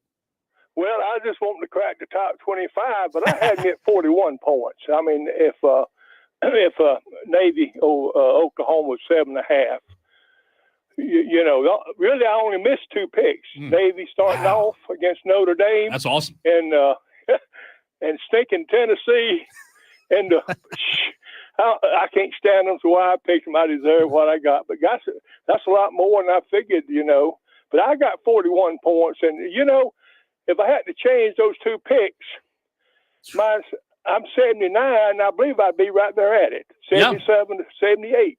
There you go. I had two picks I changed. One was 19.5. I know for Stanford. I can't remember what Oregon State was, but it was way up there because I switched them all for Army in 14, so it was more than that. But listen, that's why I feel confident. I said I'm going to make 80 this year. Listen, boys, I'm going to shoot for 100. Woo! I like it. All right, Harold. Right. Listen, I'm enjoying it. And Harold, you did great, man. Congratulations. Thank you. Y'all have a good one. Yes, sir. You did, man. And yeah, see, the point of this challenge is not necessary. You want to finish in first place. Yeah, that's great. But to show if you can put together 30, 40, 50 points in this challenge, you got some sort of shine on you. You figured it out. Oh, yeah. In 16th place, we had this Tolo text in earlier. Percy had 45 points. Congratulations to Percy in sole possession of 16th place. In 15th place, we had Jake Crane from Crane and Company with 46.5 points. Nick Saban finished with 48 points. He was in 14th place. Of course, when we say Nick Saban and Reese Davis and guys like that, we pull their picks off of their Superdog picks on their television show. Roger Carper and I tied at 12th place with 50.5 points. There was a point in the season where I had like 14 points, Cole, and I came charging back. That's impressive. At the end of the season. You and Roger did good. Top 12. Feeling good about that. In 11th place, CJ from Greer. He had 53 points. Now we get on to the top 10. Clemson Oculus had 53.5 points. He's in 10th. That's pretty good. In 9th place, 55.5 points for T. Ray. In 8th place, Billy Horn had 57 points. Congratulations to you, Billy. In 7th place, Maze and Brew with 59 points. 6th place, Reed Atkins, 59.5 points. And here we come to it, the top 5. Justin L. finished overall with 63 points. He's in 5th place. In 4th, Noel with 71 points. In third place, Joe D with 72. In second place, John Dog with 74 points. And lapping the field, cruising to victory with a 10-point lead. Twisted Whisker scored 84 points this year. Absolutely that's unbelievable. Crazy. 80 plus. That deserves a golf clap. That does. I mean, deserves a chest bump, so man. we had, 14 weeks of the season, 15 weeks of the season, if you include conference championship games. Yeah. He finished with 84 points divided by 15. He averaged 5.5 points. You're good, man. That's week. impressive. I never thought that we would have any Tolo hit 84. That's absurd. Also, I want to shout our Tolos out. How about this? We had the celebrity picks. No celebrity picks in the top 10. Our celebrities said, our Tolos rather, said, hey, this is the Tolo challenge. They didn't let the celebrities in. Look at that. All Tolos between 1 and 10. How about that? Even top 12 where you and Roger Carper are. Nick Saban was the only Tolo. Oh, I'm sorry. Nick Saban and Jake Crane only ones in top 15. I feel like Nick Saban has got a distinct advantage over all of us. Yeah. He's got a career and a lifetime of knowledge. This is a great text. I think there's some sarcasm here. Texter Tolo Keith in Fountain Inn says, did my pick at 422 on 1220 for Syracuse over Washington State for 15.5 not count? That's got to be a joke. There's no way that was true. But again, I want to say congratulations to Dan B, because while Dan B didn't do the best in the challenge this year, are you kidding me? The amount of work that Dan B puts in, absolutely hats off to Dan B. To Tolo Keith's point there, we were live on the air that day. I was live on the air that day. You were off on vacation. Yeah. Tolo Keith, if you feel like an error has been made, let us know. Yeah, let us know if you're being serious. Take that screenshot, Tolo Keith, of what you sent me and email it to me, diesel@thefanupstate.com. Tolo Keith wants a recount. And if we made an error, Tolo Keith, it's okay. It's okay. It happens, hosting the show alone that day. It's hard to copy and paste every single text with 100% accuracy. If you feel like we made a mistake, we will go back there and fix it for you, Tolo Keith in Fountain Inn. So if we need to fix it, we will. I got to step my game up next year, though. Yeah, you really do. You were terrible at it this year. I mean, it was just not good. I blame it my first year. It's the first year ever participating, so that's what I blame. 844-FAN phone. That's the number you use to call and text into the show. I'm trying to find where Tolo Keith finished as far as before. If we correct this error, Tolo Keith finished with 24.5 points. Not bad. And if he is correct on his pick, man, Tolo Keith stands to make a big time jump. Oh. He would end with 40 points. Tolo Keith, man, he wants a recount. He would jump up there and tie with Harold at 17 points. So Tolo Keith, it's all good. If we made a mistake, we will fix it for you. Someone who was not in the top 25 or even on the leaderboard at all. Did Tom even make picks? That's what I'm trying to figure out. 844-FAN phone, 844-326-3663. Tom wants to chime in. Tom in Somerville. What's up, Tom? Well, I got a question. Did y'all watch the Gamecocks basketball team Saturday? The men's or the women's? The men's, right? The men. No, yeah. I did not. I didn't miss anything. You sure they didn't send a boys under 18 team out there? Ooh. Well, here's my question for both of you. If you were to play an organized basketball game this week, do either one of you think you could make more than 2 3-pointers in a 40-minute game? You would hope, right? Well, Diesel and I guarded by quality athletes? No. 2 of 19 were the South Carolina Gamecocks from 3 on Saturday. You sound depressed, 2 of Tom. 19. Because football season's over, and now I got to watch this basketball team get their brains beat in for 39 days. But you've got women's basketball. They're a top 75 Ken Palm team, Tom. That won't be the case for long. Have y'all seen their schedule? Yeah. Yeah, it's pretty tough. Oh, my goodness. At least you have women's basketball. I think they play 5 top 25 teams in their next 6 games. See, Tom, here's the hard part about being a South Carolina Gamecock. It's true for both basketball and football. You can improve year over year, but your record get worse because you're playing in the toughest conference. Well, that's the thing. That's the thing. The team last year was really good.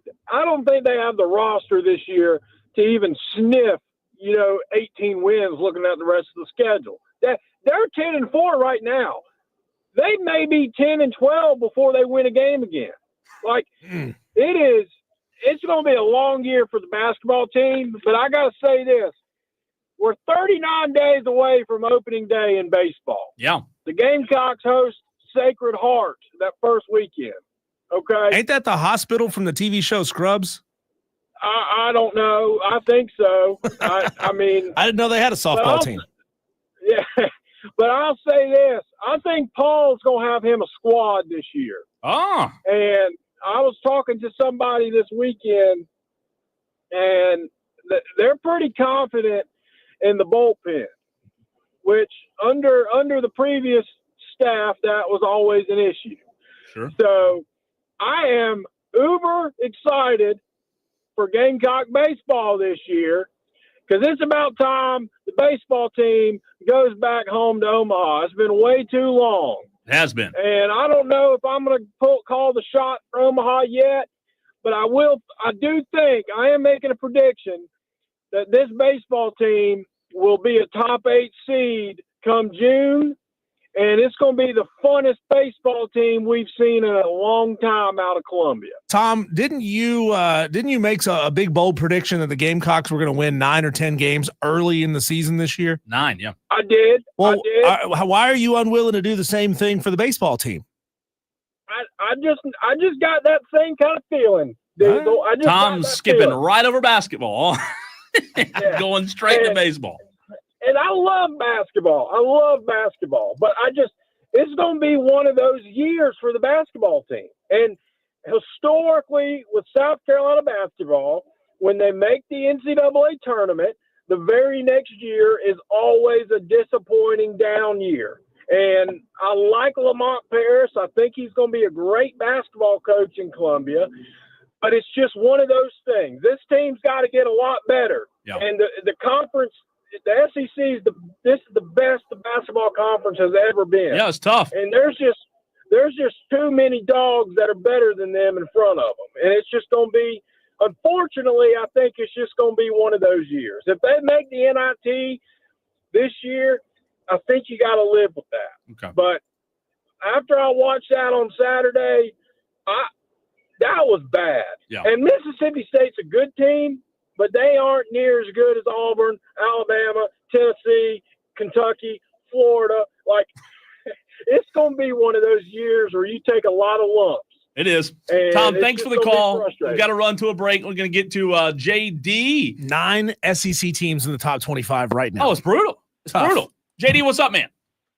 Hey, thanks for taking my call, gentlemen. And he's right. Tom is right. The basketball team is in for a terrible year. As soon as I saw us losing to Radford Highlanders and the Presbyterian College Blue Hose at halftime a few weeks ago, I said, y'all better buckle up for SEC season because it's going to be rough. And then not only that, we were losing by 25 at half. We didn't even close the gap. We gave up 10 more points to lose by 35. So Lamont Paris, man, you got to find some dynamic scorers.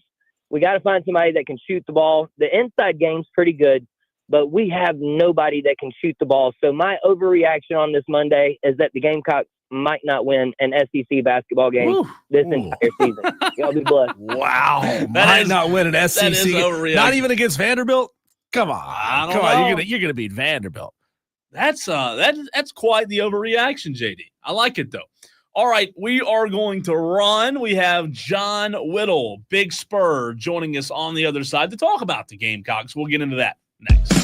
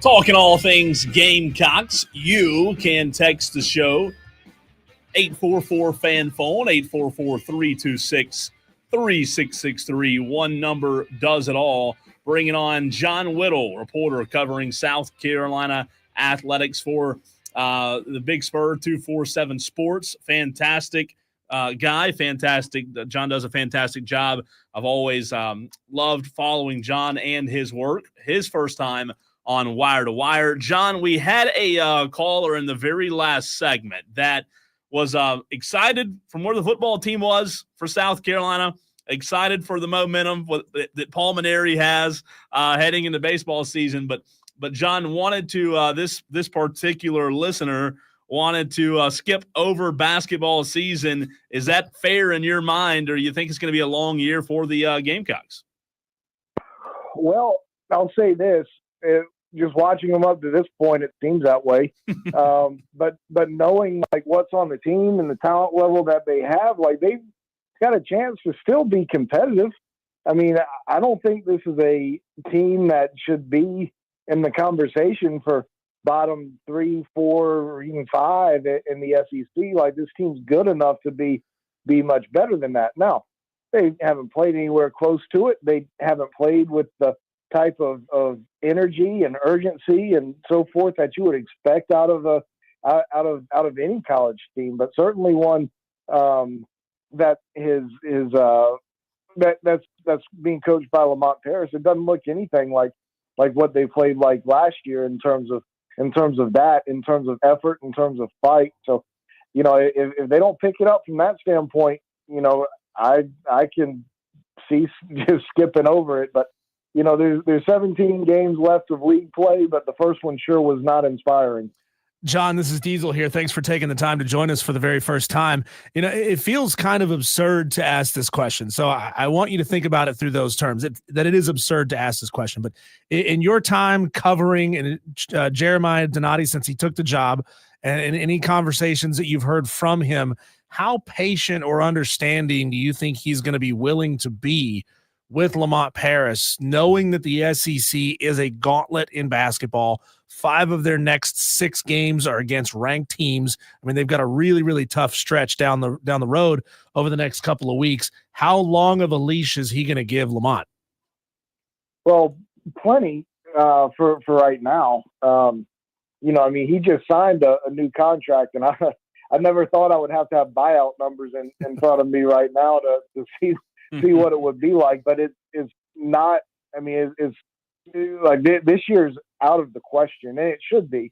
And you know, he's still getting his feet wet. Like today was the first real official day that he's been here. You know, he was back in Texas. He went down to Orlando I think he got there the day before the bowl game, and you know, is just now kind of getting settled in. So even though he was announced about a month ago, he hasn't really gotten started yet. So I think the first, you know, 3, 4, 5 months of his job, I mean, taking Lamont Paris out of it, the first few months of his job are going to be kind of getting a lay of the land. And, you know, South Carolina's athletics department in general is in a really good place right now. And that goes with coaches as well. You know, South Carolina just hired or let go or had retired, you know, several coaches, and Ray Tanner hired a handful of really good ones here within the last year. You know, he doesn't have a lot to do from a coaching standpoint, and to include Lamont Paris. I think his first few months, 4 or 5, something like that on the job, is going to be kind of evaluating the entire athletics department and getting a lay of the land before, you know, figuring out the directions that he wants to go, some changes he may want to make. You can follow him on Twitter at John M. Whittle. John Whittle, reporter covering South Carolina for 247 Sports and the Big Spur. John, you got a really awesome shout-out from Shane Beamer a couple of weeks ago on a really good piece about Ray Tanner, the memories and all that crossed paths with Ray Tanner over his tenure at South Carolina. Obviously, you were there. You covered him, and even when he was a baseball coach. What do you think Ray Tanner's legacy will be at South Carolina? Well, it certainly should be a great one. I mean, there's certainly some things here that have happened during his time as athletics director that people can quibble with and not like and not understand or whatever. There's certainly been some problems. It's really with basically any athletics director, but there's been a lot of good that's happened under him. Whether it's championships that he's either coached in or been athletics director for.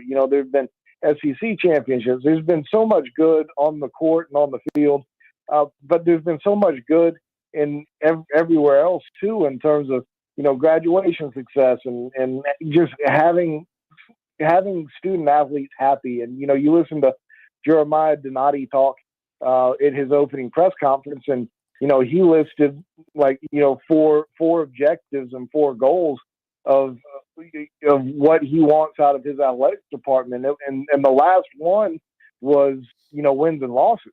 And there's so much more to being an athletics director than just what the wins and losses look like. It's obviously a big part of the job, but they don't coach.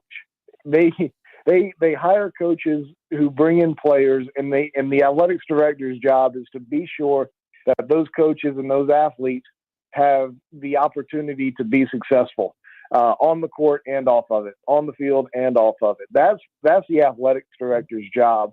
And Ray, I think in large did a good job of that.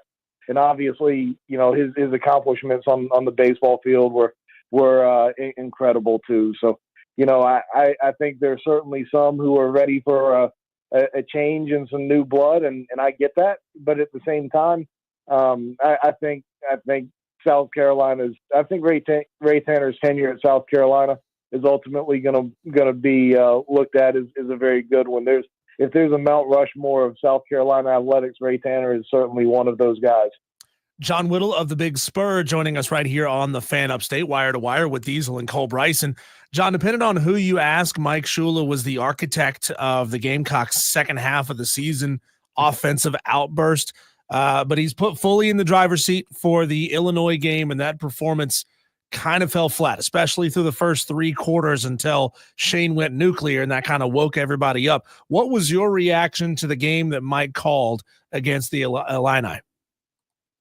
Well, I'm not sure who the folks are who say that Mike Shula was the architect of the back half of the season. That wouldn't be accurate. It was a Dowell Loggins deal, and Mike Shula certainly had his fingerprints on various aspects of it, but he's not the guy who was running the show. So I think that needs to be set first off. But when it comes to that game, I mean, if you're talking about actual play calling, there's very little that I had an issue with. I think the biggest deal for South Carolina was there were a couple of things. I don't think that the offensive staff either did a good enough job of preparing for what Illinois was going to throw at them, or they didn't do a good enough job of adjusting, regardless of what it was. You look at what Illinois was doing from a substitution standpoint, I think that really threw off South Carolina. I think that it hurt their rhythm. I think they did a poor job of getting plays in on time and then not adjusting, whether it was going tempo or just not substituting. Like there's options to get around those things. And Lenore Sellers was never able to settle into that game. He was off for whatever reason. And Mike's down on the sidelines calling the game, and he said himself beforehand, like, there are things that you have to have go right when you're on the sideline. You have to have people up in the booth who you trust to give you the right information and who can be your eyes up there. And I think it was lost a little bit that South Carolina had 2 of those guys who were up in the booth who left to go with Dowell Loggins up to Appalachian State. So you're down 3 sets of eyes in the press box to include Dowell. So, I think there was just a lot that was disjointed about that offensive performance. I thought the actual play calling in terms of play design and rhythm and so forth, rhythm in terms of like what play calling leads one play to the other. Now plays were late and there was no offensive rhythm in general, but I'm not down on Mike Shula too much just yet. But that wasn't a great day for the offense for 100 different reasons. John, it's interesting when you look at 2025. It's great to see where South Carolina went and got, and what heights they achieved in 2024. But we also know that in the modern era of college football, you have to replace and replenish quickly from the transfers to the recruits that Beamer has gotten. Obviously, a lot of buzz and a lot of talk about a South Carolina transfer at quarterback, even though we know Lenora Sellers is back next season. What do you look at as when you look at the roster that Shane and staff will be putting together? And we know it's not final until about May, but what do you look at as the most safe part of the roster that Shane and his staff has coming back, but also on the flip side of that, the one part of the roster you would say concerns you the most? Well, I mean, I think you have to feel pretty good at quarterback just in general because of what you have with Lenoris, but you have to have somebody who's a confident backup. And, I think they feel pretty good about Aaron Nolan and what they're bringing in with him.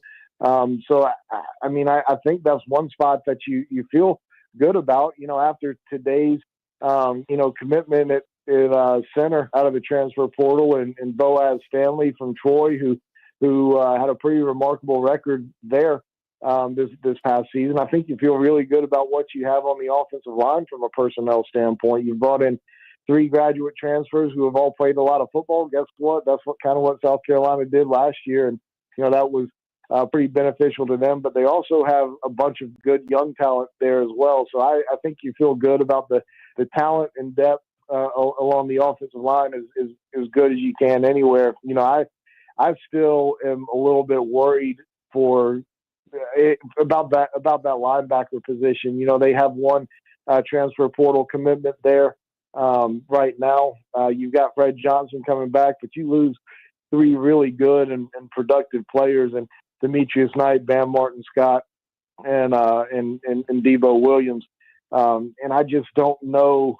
You're bringing in a few guys who are freshmen, but I just don't know that position is as shored up as you're going to want it to be. So I think that spot is the biggest concern and for me, but you also look at defensive line. You've lost a bunch on the interior, and you've got to get a couple more interior defensive linemen before you can start really feeling good there. But there's still plenty of time left in the portal. And as you mentioned, there's plenty more to happen. Not only now here in January, but there's another portal session here in the spring and an opportunity to find some guys in as well.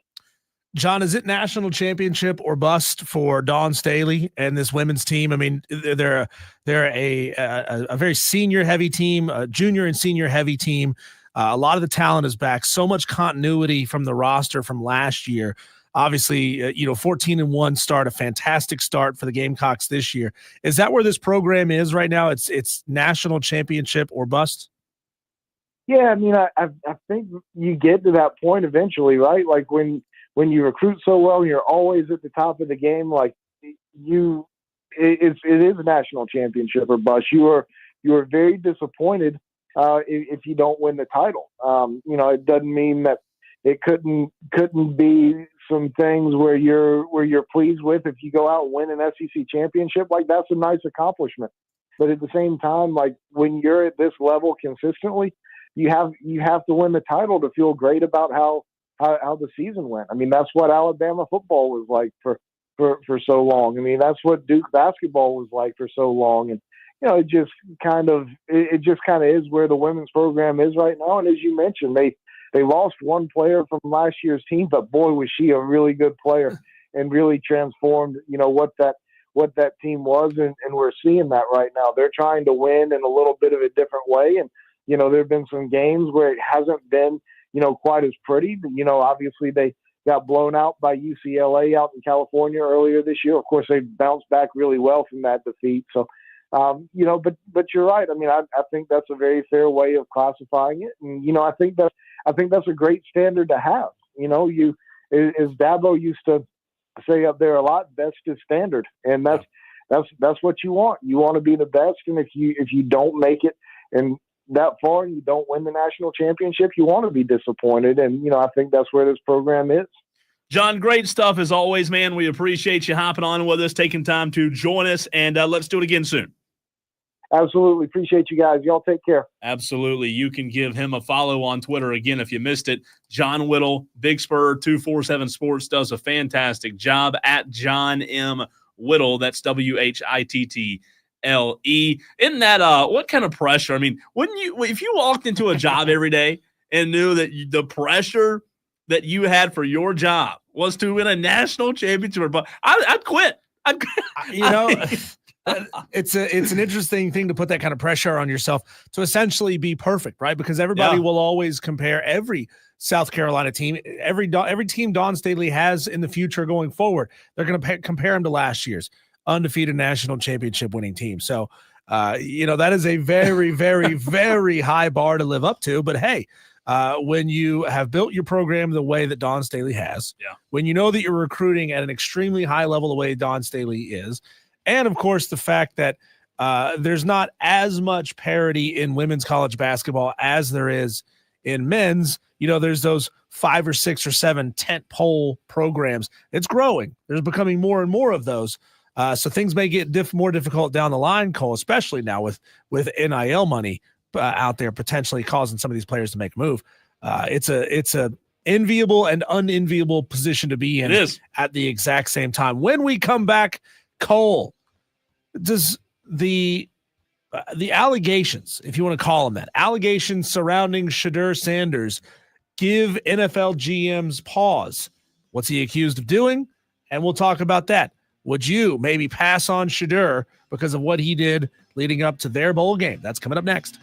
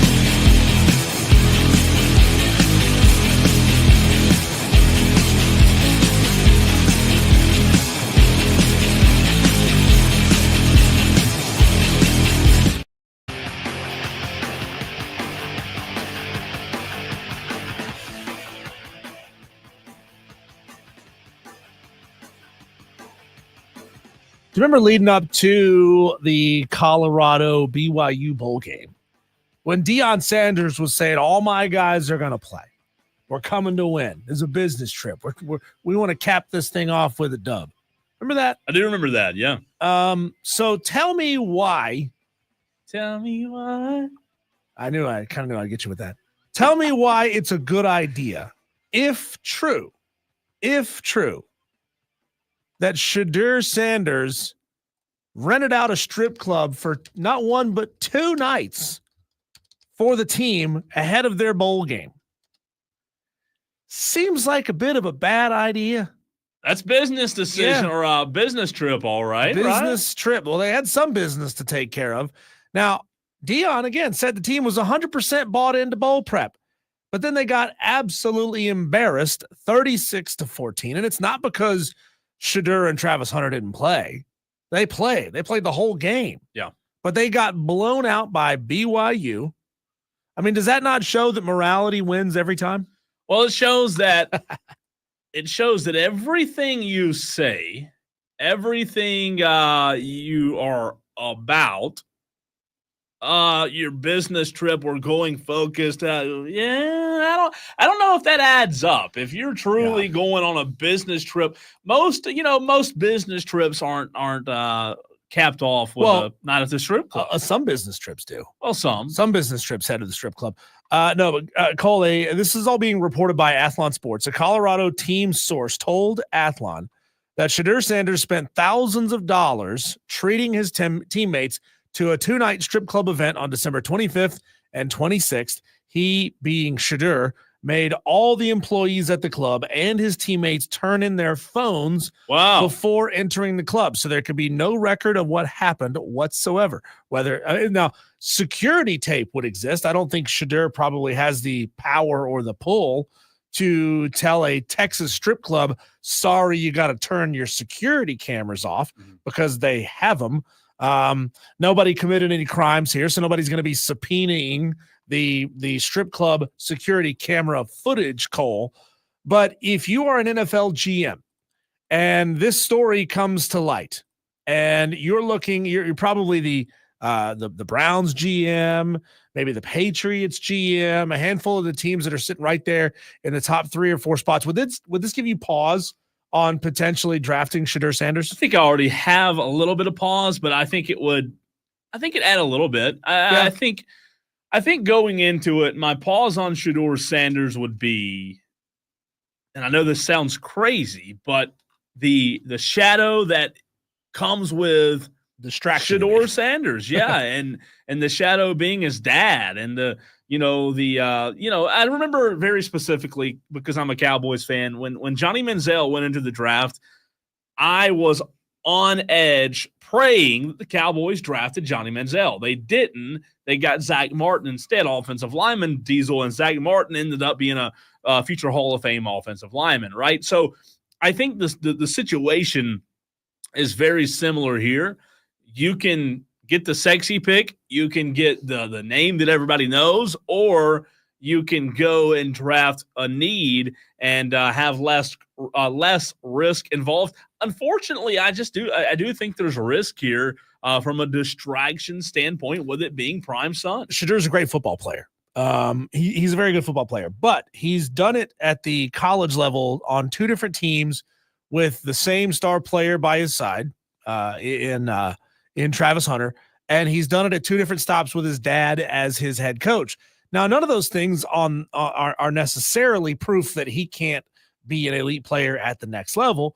But when you have to insulate yourself with perfect conditions or favorable conditions to find success, that does give me a moment of pause. Now, as of right now, I'm on CBSSports.com looking at their mock draft.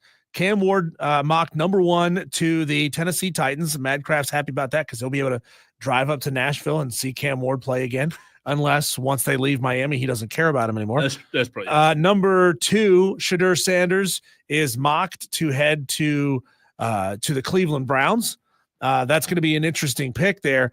It kind of feels like what Shedeur deserves. If this is true, if he could not keep it together for a few more days to get through his bowl and then go party at the strip club, maybe Cleveland is where he deserves to go.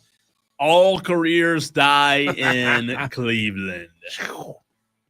Joey, Tolo Joey, wanted to text into the show. He did, 844-FAN phone. Just tuning in for the first time today. Not sure if y'all have discussed the Tolo Fantasy League or not, but I volunteer to be commissioner next season. Okay, Joey, I'll take you up on that. I did a bad job of being commissioner. I will admit that. And who won the Fantasy Football Tolo League? That's next, as well as a ton of sports audio. It was a big weekend in sports if you just woke up, just came out from under the rock. A little audio blitz next.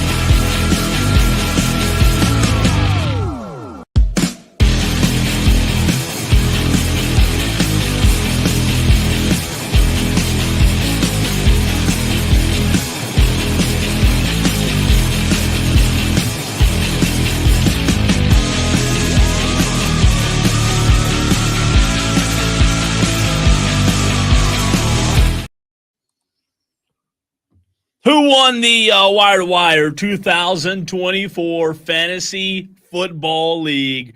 We'll tell you that.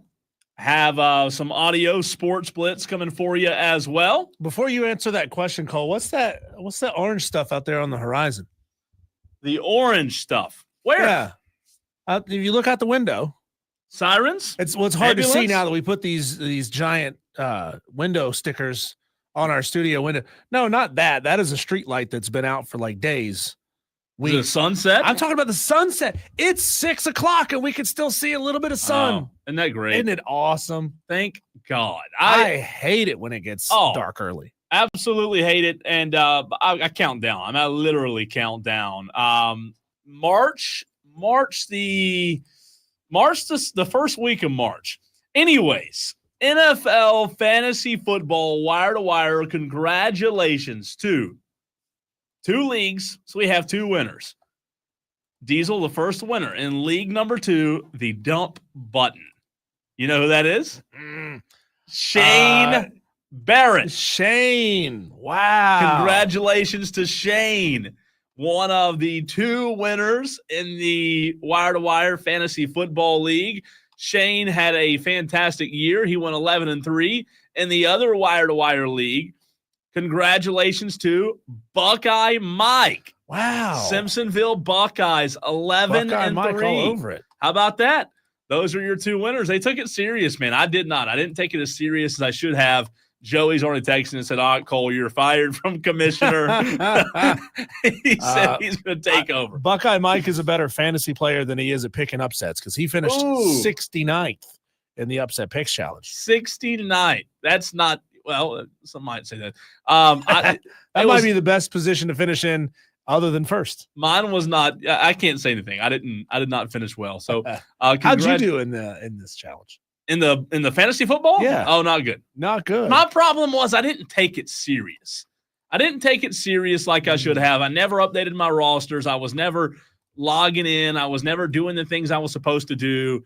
And you know what? Joey has a point. I should be fired from commissioner. I did a terrible job. And I'll fire myself. I really do. To be good at fantasy, is it really time consuming? That's time consuming. See, I don't have time for that. And I'm just, there's no money involved. So I'm like, let's see. But it was fun. Congratulations to Shane and Buckeye. Now, maybe, Cole, we could get a prize going for next year. Yeah, I think so. We get this sponsored? Yep. Come on. Yep. Absolutely. We need to do it. Little audio blitz. So much happened in the sports world over the weekend, and it's a lot to consume. We get it. So we're going to throw some audio at you, react rapid fire. Let's start with Aaron Rodgers. Actually nice, like respectful in an interview. Just, I don't know. It's just different. Deferential a little? Yeah, maybe. Will Aaron Rodgers retire? Here's what he said post-game. Give us a sense of your process. What will you do in the coming days and coming months? It's a good question. Before you decide what it is you want to do for your next path. I'm going to get home and relax. I'm going to clear out my head and get healthy from the bumps and bruises from the season. And just, I got a lot of gratitude right now. I'm going to enjoy this tonight. But once I get back out west, I'm going to, take my time. And I'm not going to hold anybody up. I'm going to have conversations tomorrow with everybody here with the Jets and see what they're thinking. And then make a decision before it gets too late in the offseason. Whatever you do, all the best. I love you, Pam. Love you back. Thank you. And gave Pam a hug. Like Aaron Rodgers was kind of likable in that clip, Diesel. I'm going to take a bath in some organic honey. Yeah. I'm going to let a puppy dog lick my face. Yeah. I mean, whatever your process is, Aaron. Whatever it takes. So Aaron Rodgers, I think he does hang it up. I think he does. I think I sense that he hangs it up. And look, I don't like the guy, but as far as a football player on the field, he's one of the best to ever do it. It sounds like he's at peace with his decision. Yeah, I think he is. I would not be surprised. It's not going to get any better than this, right? No. It's not. You're not suddenly going to turn the Jets into a 9-win team or a 10-win team next year. So what are you doing this for anymore? Now, one of my maybe favorite pieces of audio, Diesel, Jadeveon Clowney, the Panthers, they won yesterday. The Falcons didn't win. I don't even know that or not. Corn Chip's not happy about it. Corn Chip's not happy. Falcons also not in the postseason. Oh. Because way to go, Carolina. Because Carolina beat them.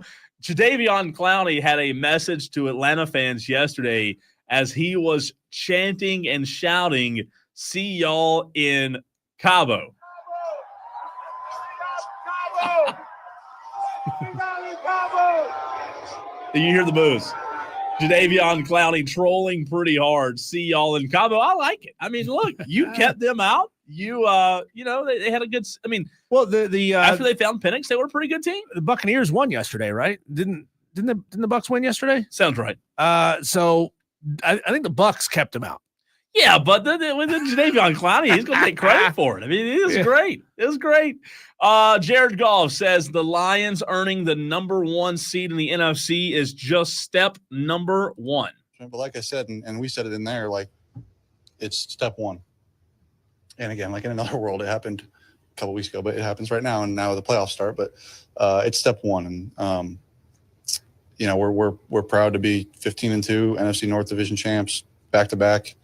1 seed, bye week, all that stuff. We're proud of it. But this is just tick number 1, check. And tick number 2 is next.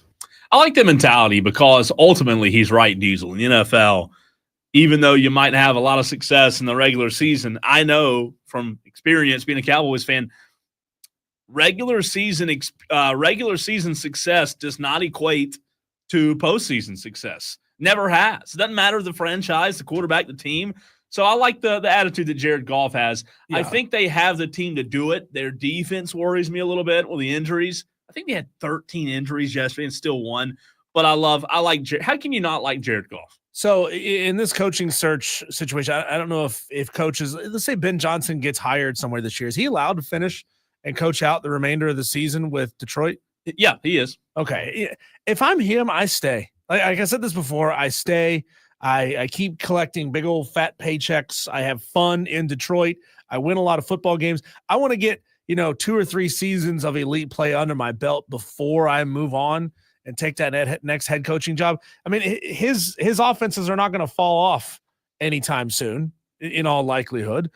Jared Goff is going to stay there and be a good quarterback for coming years. And his reputation, I think, if Jared Goff fell off and didn't perform again next year the way that he did this year, or in 2027 like he did this year, Ben Johnson's reputation is still going to be there. People are still going to want him, right? So, I mean, I think there's value to be had to stay where you are, enjoy doing what you're doing, and go enjoy winning football games instead of giving it all up the moment you get an opportunity. I'm with you. However, if that phone call rang and it were me in those shoes, it'd be hard. It'd be a hard decision to make, Diesel. If you have the opportunity to go be a head coach and make that kind of money, man, it would be tough to pass up. But look at what's going on with all these coaches. They're getting fired in their first year. Yeah, there's no leash. Situation matters. Where you go matters 100%. Make sure you go to a good one. Here's Dan Campbell on what he told his players after last night's win. Division winners in the NFC North. Got the 1 seed, 15 wins. I just couldn't be more proud of those guys. And, I just told them that to me, this has been in the making for a while. It takes a special group of guys. And I think you kind of had to go through what we've been through over the last 4 years, the core of this unit. And then anybody that comes in, they fall in line because that's what we're built around is our core. Can you not how do you not like Dan Campbell, what he stands for? Do you remember when he got hired in Detroit? People laughed at his introductory press conference. People mocked him. They made fun of the hire. And all Dan Campbell has done is prove people wrong. I think and then it's people fantastic. Went and robbed his house, right? That's because his daughter's boyfriend put the address online and people broke into his house. And is that what it was? His daughter's boyfriend. Yeah, his daughter's boyfriend doxed him, as they say. He's a good coach, man. I think Detroit's, they've got a diamond in the rough, if you will, there, Diesel. Pats fans, though, their coach, obviously, you talk about that short lease. It didn't last long. This was if Gerard Mayo heard the boos from the fans yesterday in New England. Of the chants that were being directed at you towards the end of the game today? Look, you hear those things, but at the same time, look, they paid to sit in the seats, and we got to play better. And if we play better, we don't have to hear that stuff. So he's right. Ultimately, they didn't play better this season, and he lost his job. If you just tuned in, Gerard Mayo has been one of the coaches who have been dismissed. So the Patriots looking for a new coach, as well as the Jacksonville Jaguars. So be interesting to see who the New England Patriots Well, we had Tolos jumping in the stream earlier in the show. It might have been Madcraft. I can't remember who it was now off the top of my head. Who said that they thought Gerard Mayo was just a stopgap to get him to where maybe Vrabel would take the job. He was never going to be given, a long leash. Maybe like if he played exceptionally well and coached a great season this year and they made the playoffs, maybe they wouldn't have a choice. They would have to stick with Gerard Mayo, but he was just sort of that stopgap guy to get them to the coach that they really wanted. And you know what? Like, again, I said it earlier. It's not his fault. Is he a good coach? I don't know. He may be, he may not be. He may be a great coach. He may be a terrible coach. But it's hard to judge a guy after one season. Let's take it to college football, Diesel. Is this a hot take or no? Very, very firmly that Kalen DeBoer is on a scorching hot seat. Now, you can say, what does that mean? I'll tell you what I think it means. It means that he is under a microscope. It was playoff or bust this year, and he went bust. And the only chance to scrape all that away was to win a bowl game against a lousy team, which Michigan was all but really one game this season, and he couldn't do it. And the way they lost, it was just horrifying to watch. And so I mean the goodwill. The goodwill went out the window so quickly for him this year. And he's already making a few changes on his staff. The fans are calling our show. They are just up in arms about the lack of offensive production. Mm-hmm. They're also glad Jalen Milroe's gone, but that's not really the question anymore. He wasn't coming back because he doesn't need to come back. But Kalen DeBoer needs to be very careful because if he doesn't make it to the playoffs next year, the target on his back is going to be immense. And Matt, it's almost impossible to calculate where he will be because it depends on the flow of the schedule. But right now, he is very unpopular. And I'm talking about real fans. I'm not talking about the do-gooders that masquerade. And I was in Alabama 2 weeks ago. Actually, it was last week for Christmas. And I had people stop me on the street saying, like, what's with this guy? I mean, they don't even mention his name. I mean, he's like, what's with this guy in Alabama? It's gotten to be that bad. Scorching hot seat, Diesel. Paul Feinbaum is such a moron. Paul Feinbaum is the original hot take artist. Oh, boy. Paul Feinbaum, knows how to rile up those mouth breathers down in Tuscaloosa. He does, doesn't he? Who will, don't scorching hot. Do they forget that it didn't necessarily start off so hot for Nick Saban either? No, they don't it care. Took them a little time. They don't care. You're right. Care. They've gotten to this place where it's untenable. It's unsustainable. So look, I don't think his seat's scorching hot, but I do think there's a little bit of truth to the fact of you got to win this year. 2025 is an important year, but I don't know. Scorching hot after one season. I don't know. I'll tell you this, to Paul Feinbaum's point, Diesel, losing to Michigan and having the season they had, by Bama standards, it was unacceptable. Yeah. What was the word that Paul used there to describe Michigan? An awful team. They were bad. Come on. And they had so many dudes out, like 10 plus dudes out, and they still beat Bama. He's bad. Continuing the audio blitz, here is my coach, Mike McCarthy, on if he will be the Cowboys coach next year. He was directly asked that this morning. I have said it earlier today, I don't think that Mike should get the axe for what wasn't his fault, but here's what he had to say. Your body of work after 5 years suggests you should be back for another year? Oh, I've a lot of confidence in myself as a head coach, but I think like anything, body of work, the statistics. I think it's more about the program, the details of what needs to be done. How can we get better? All those things go into these decisions of whether you originally get the job or continue to move forward. So I'm definitely in a position with Jerry to move the program forward. I mean, there's no question about that in my mind. So that's why these conversations need to happen. So Mike's confident. Mike does not feel that his job's on the line. Obviously, who knows with it being Jerry Jones, right? But I think I think if you look at the situation he's in and who he has to deal with and the lack of talent he got to his team in the offseason, Diesel, I don't know that you can really put it on Mike. I think maybe getting out of Dallas is the best thing for Mike McCarthy. Get out of there, find yourself an ownership group that knows what they're doing, that knows what they want, that doesn't try to second guess you and look over your shoulder every step of the way. I mean, Mike McCarthy's got how old is Mike? He's in his late 50s. Late 50s, yeah. So he's potentially got another 10 years left in this league.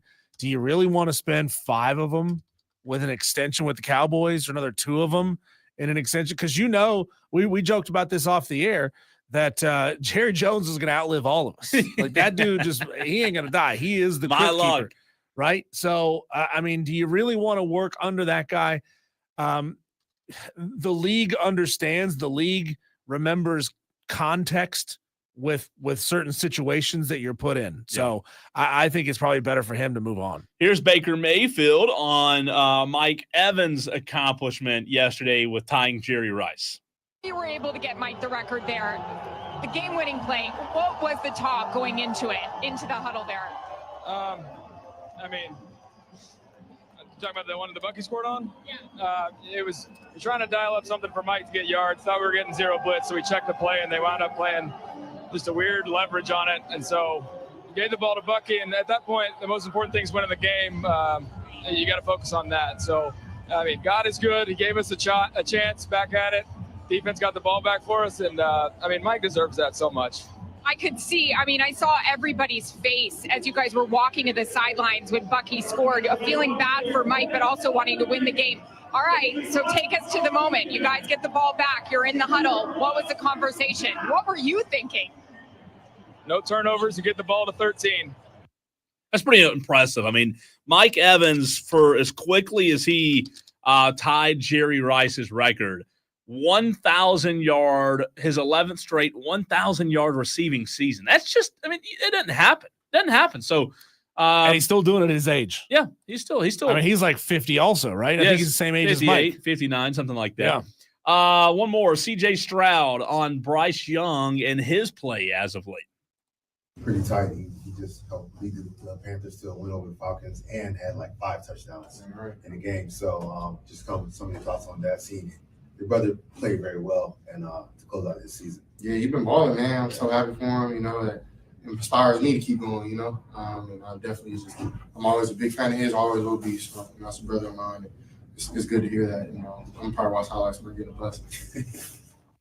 You know, those two, Diesel, a lot of conversation when the draft happened on who should go 1. But it seems as if they still keep up with each other and still respect each other. And you can have the debate, you know. But maybe, just maybe, Bryce Young can prove us wrong. And he can say, look, you know, the Panthers did make the right pick. There you go. When we come back, Cole, let's talk to David Newton of ESPN.com, Panthers Nation reporter, on all things headed our way for the Carolina Panthers in the offseason and into 2025 and the NFL draft coming up. That's next on the Fan Upstate.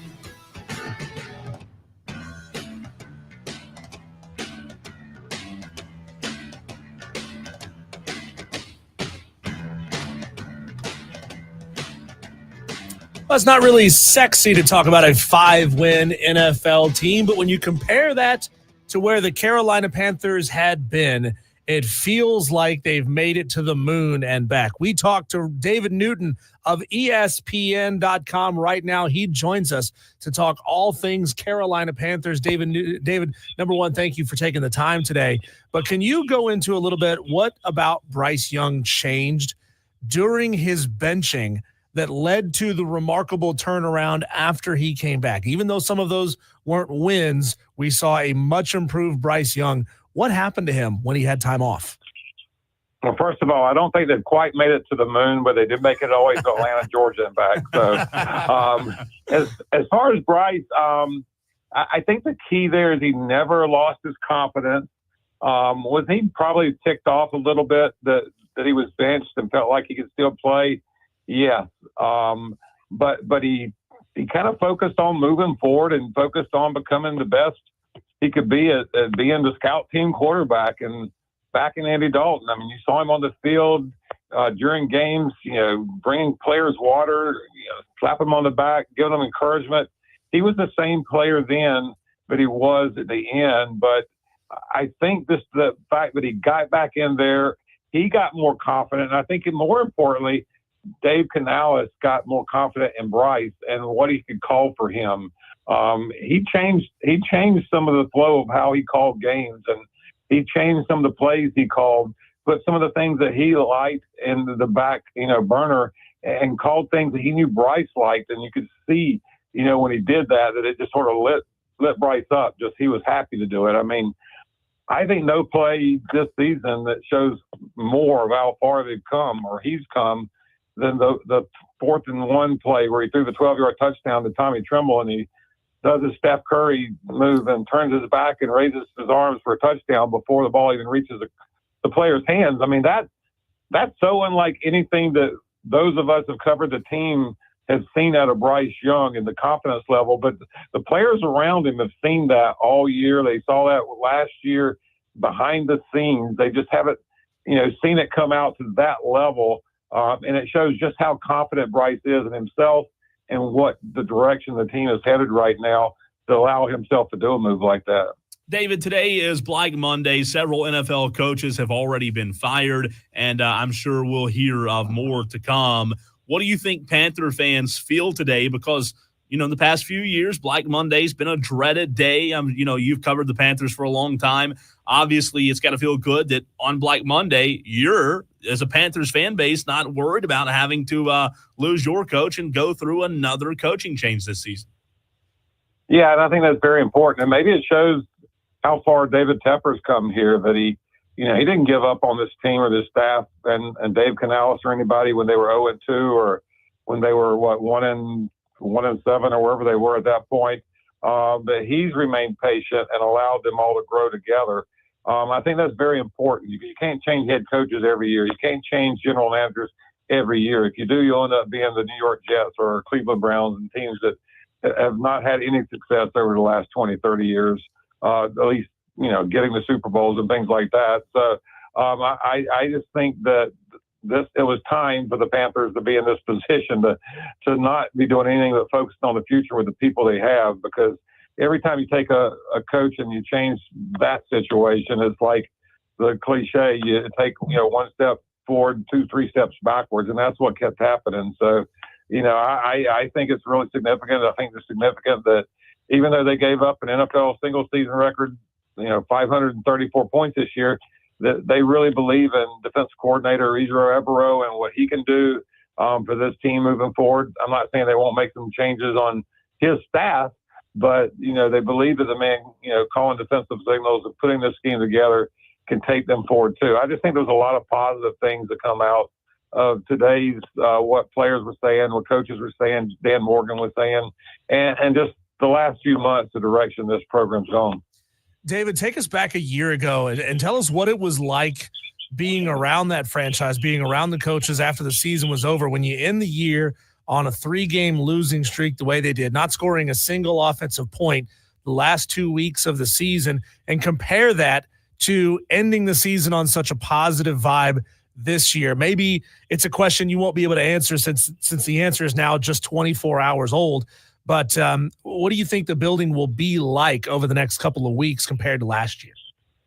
Well, I mean, last year there was just so much unknown because you already had fired Frank Reich. You knew you weren't going to keep the replacement interim coach. So you knew there was going to be a coaching search.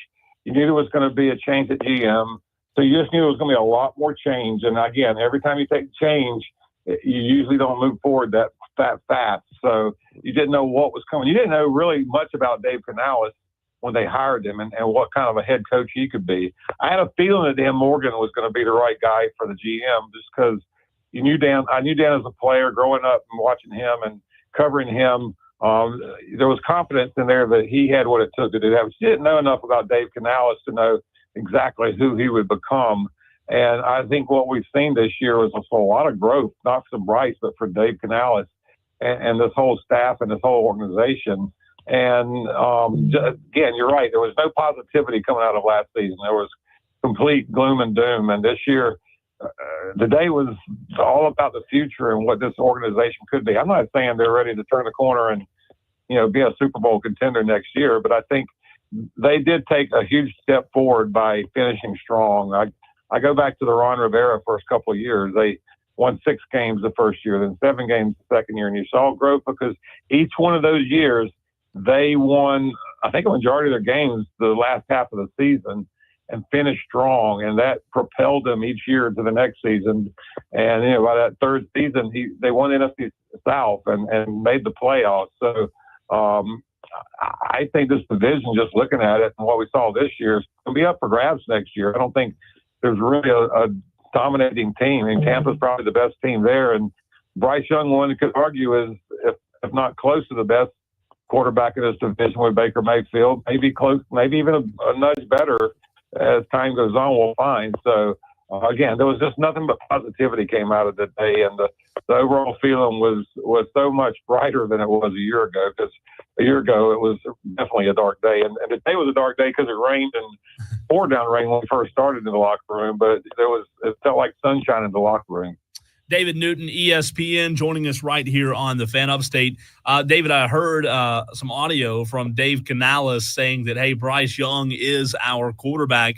Do you believe in your mind, in your heart, that when the Andy Dalton wreck happened, do you believe this franchise was then at that very moment sold that Bryce Young was the guy?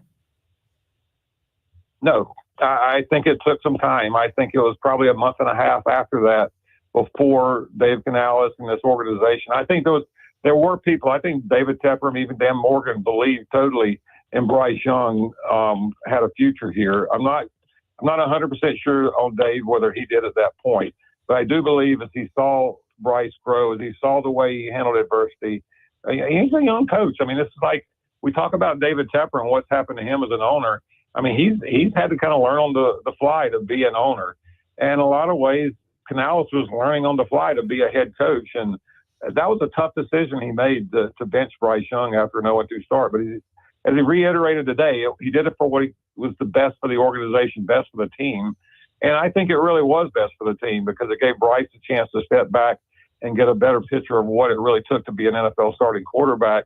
But at that moment, I know Dan Morgan said there was a plan to get Bryce back in there at some point, but I've gotten no feeling from anybody else there that it was really a true, hard plan to get Bryce back in there as long as Andy was still playing well, or at least well enough to give him a chance. So I do think that was a pivotal point in the organization because had that not happened, I don't think there would have been time for Dave and Bryce to grow the way they did as head coach, play caller, and quarterback. And again, I think what you've seen here over the last month has been, I hate to say nothing short of a miracle, but it's in a lot of ways it feels like it has been. David Newton, ESPN, NFL Nation, Panthers reporter. How has Dave Tepper's approach changed? We don't see very much of him anymore because he's not throwing drinks on people and he's not showing up on security footage in restaurants. And it feels like he's taken a big time step back. How have your interactions and your press conferences with him, how has he looked the past couple of weeks? Well, there have been no press conferences. I'll say that. I've chatted with him a few times at practice and on the sideline, but I wouldn't say he's taken a big step back. I think he's taken a different approach to his step back. He still wants to know everything that's going on. He still is, hands-on, but he's not, I guess, overpowering hands-on. I think he is trusting the people he's hired to make the right decisions and to do the right thing. And I think that's been the key. And I think that you didn't really hear a lot of complaints or grumblings or whatever you want to call it during the rough start of this season. And it never did get great. I mean, they're still 5-12, but I just think he's grown as an owner and learned things that he couldn't have even known 3 or 4 or 5 years ago. So again, as Dave Canales has grown with Bryce Young has grown with Dave Canales. David Tepper's grown with this organization, and I look at that as all positive for everybody involved. David, are there some guys on the fringe in your mind that may or may not be a Carolina Panther in 2025? It depends on what you mean by fringe. I mean, there's some guys that they probably would like to keep. I mean, Brady Christensen's one that got some starts at center and guard, tackle, and can play well, but I think he's proven that he can be a good enough player to start in this league. And I think he's told me today he's going to test the market. He'd like to stay here, but if the right opportunity is there, that he'll probably be gone. That'll hurt their depth because I thought he was really solid there. Austin Corbett, who began the season as their starting center, I think he's probably going to have to move on. He wants to go somewhere where he can be kind of guaranteed a chance to start. I don't think he can say that here right now, the way this lineup is. Adam Thielen today kind of hinted that he might retire. I still think he'll be back, but he's 34 years old, and he's got to take a look at what's best for him and his family. But I still think he's got a solid year left to offer. So I guess the one that I would be most curious about would be, besides the specialists, because all three of them are up in the air, but I think you'll see at least a couple of those back. I'm curious about Shaq Thompson. I think they want him back. He wants to come back. He said he wanted to finish as a Panther. But getting to his age, exactly what he would take from a new contract to come back with his injury history. I mean, it's going to take probably a team-friendly deal for him to do that. But I think his leadership in this group would be really good addition to keep. And I don't know many places he could really go right now and get a big deal. So if he wants to stay here, I think that's one you got to pay attention to. David, depending on which mock draft you looked at, the Panthers are linked to Abdul Carter, edge rush out of Penn State, Michael Williams, edge out of Georgia, possibly McMillan, the wide receiver out of Arizona. Having the needs that the Carolina Panthers have going into next year, but also the fact that they feel okay to decent to good in some positions about who they have in place now, it feels like for the first time in a long time, the Panthers can really just go best player available. Do you feel the same way? No, I feel like they'll take the best defensive player available. And the ones you mentioned are why. It's going to be a strong defensive draft. If the Penn State edge rusher falls all the way to number 8, I don't even think they'd have to take a second to put I think they take him.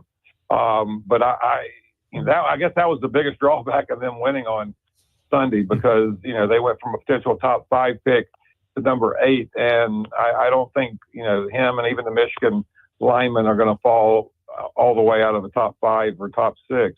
And those are really good players. I think could really help this defense a lot. I mean, you go back to after that dreadful 2001 season where they won one game, in 2002 where they drafted Julius Pepper with the 2nd pick.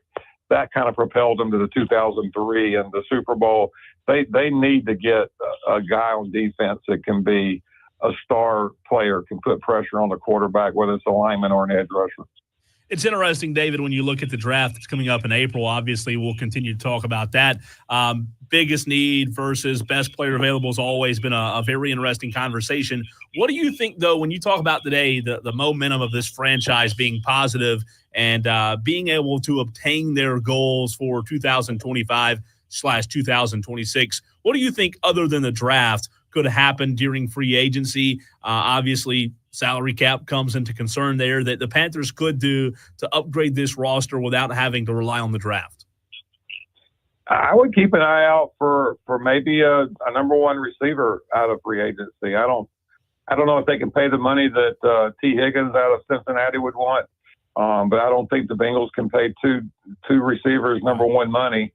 So I think he'll be available in free agency, but I just don't know if you want to spend that much on a receiver at this point.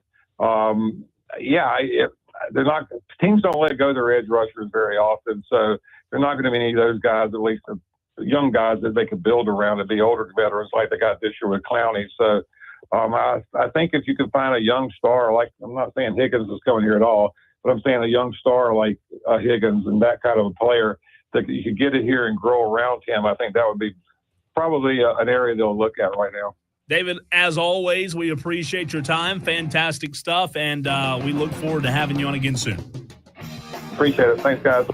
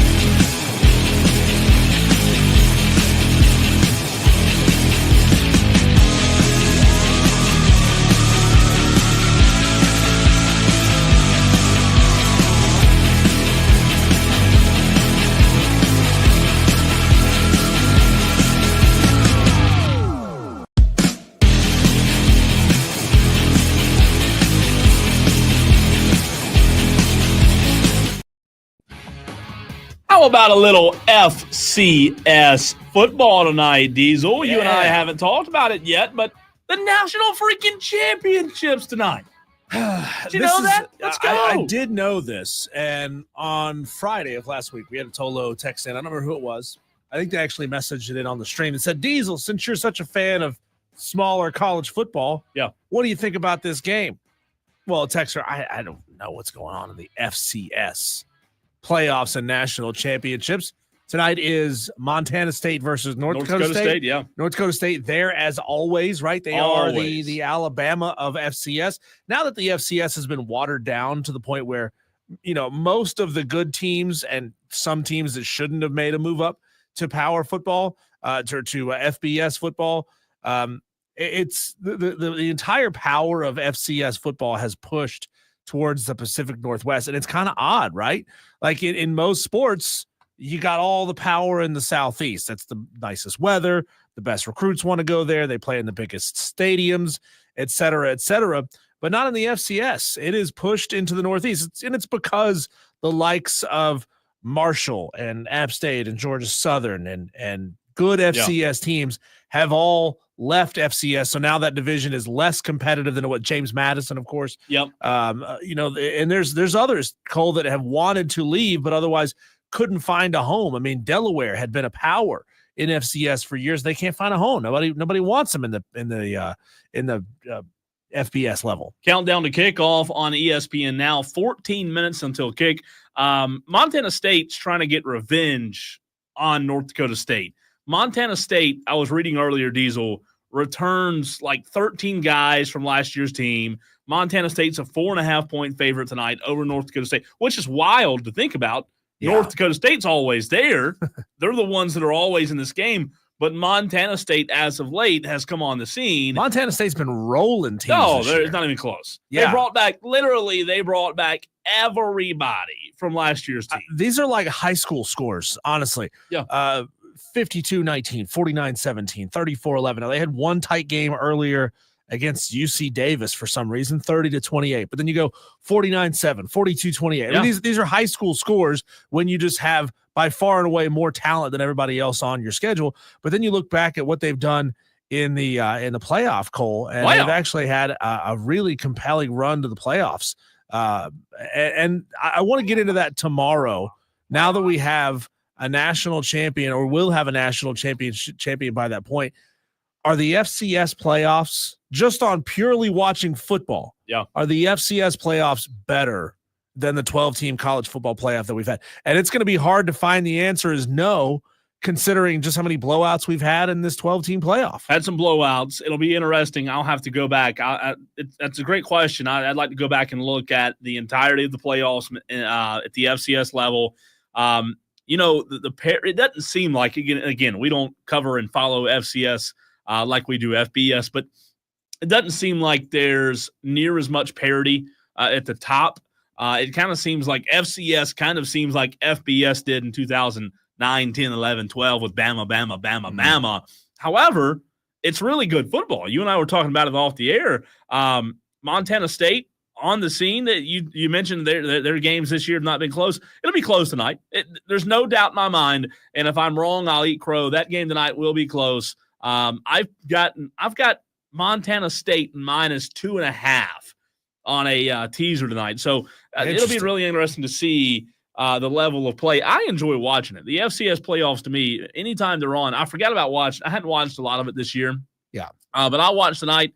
And I'll say this: it might be a better playoff. We might need to just simplify things. Well, in years past, now this playoff has grown to the point where I think like 24 teams get in now. It was better when it was 16. It's grown. But Cole, here's a prime example. This game's being played on a Monday night when the only reason they're playing on a Monday night is because there's no Monday Night Football this week. This used to be Saturday prime time. And in years past, I've seen the national championship game played on a Saturday or a Sunday mid-afternoon, to the point where it's kind of relegated to whenever ESPN needs something to fill time. Yeah. I'm excited, though. 10 minutes until kickoff. Again, Montana State's favored. The real line is like 4.5 over North Dakota State. it should be fun. Hey, there's football on. There's no Monday Night Football tonight, so this is really our only chance to watch football tonight. So guess what? I'll gladly take it. And next year, this title game moves to Nashville. They're going to be playing at Vanderbilt's newly renovated stadium. And where's that this year, next did you say? year? I believe this is the last year in Frisco. Yeah. When I lived there, man, people would just come in. I mean, their fans, they'd come in by the Well, you could spot the Bison fan from a mile away because they'd have that big Bison helmet on. Oh, yeah, the yellow, too. Yeah. Tolos, thanks for listening.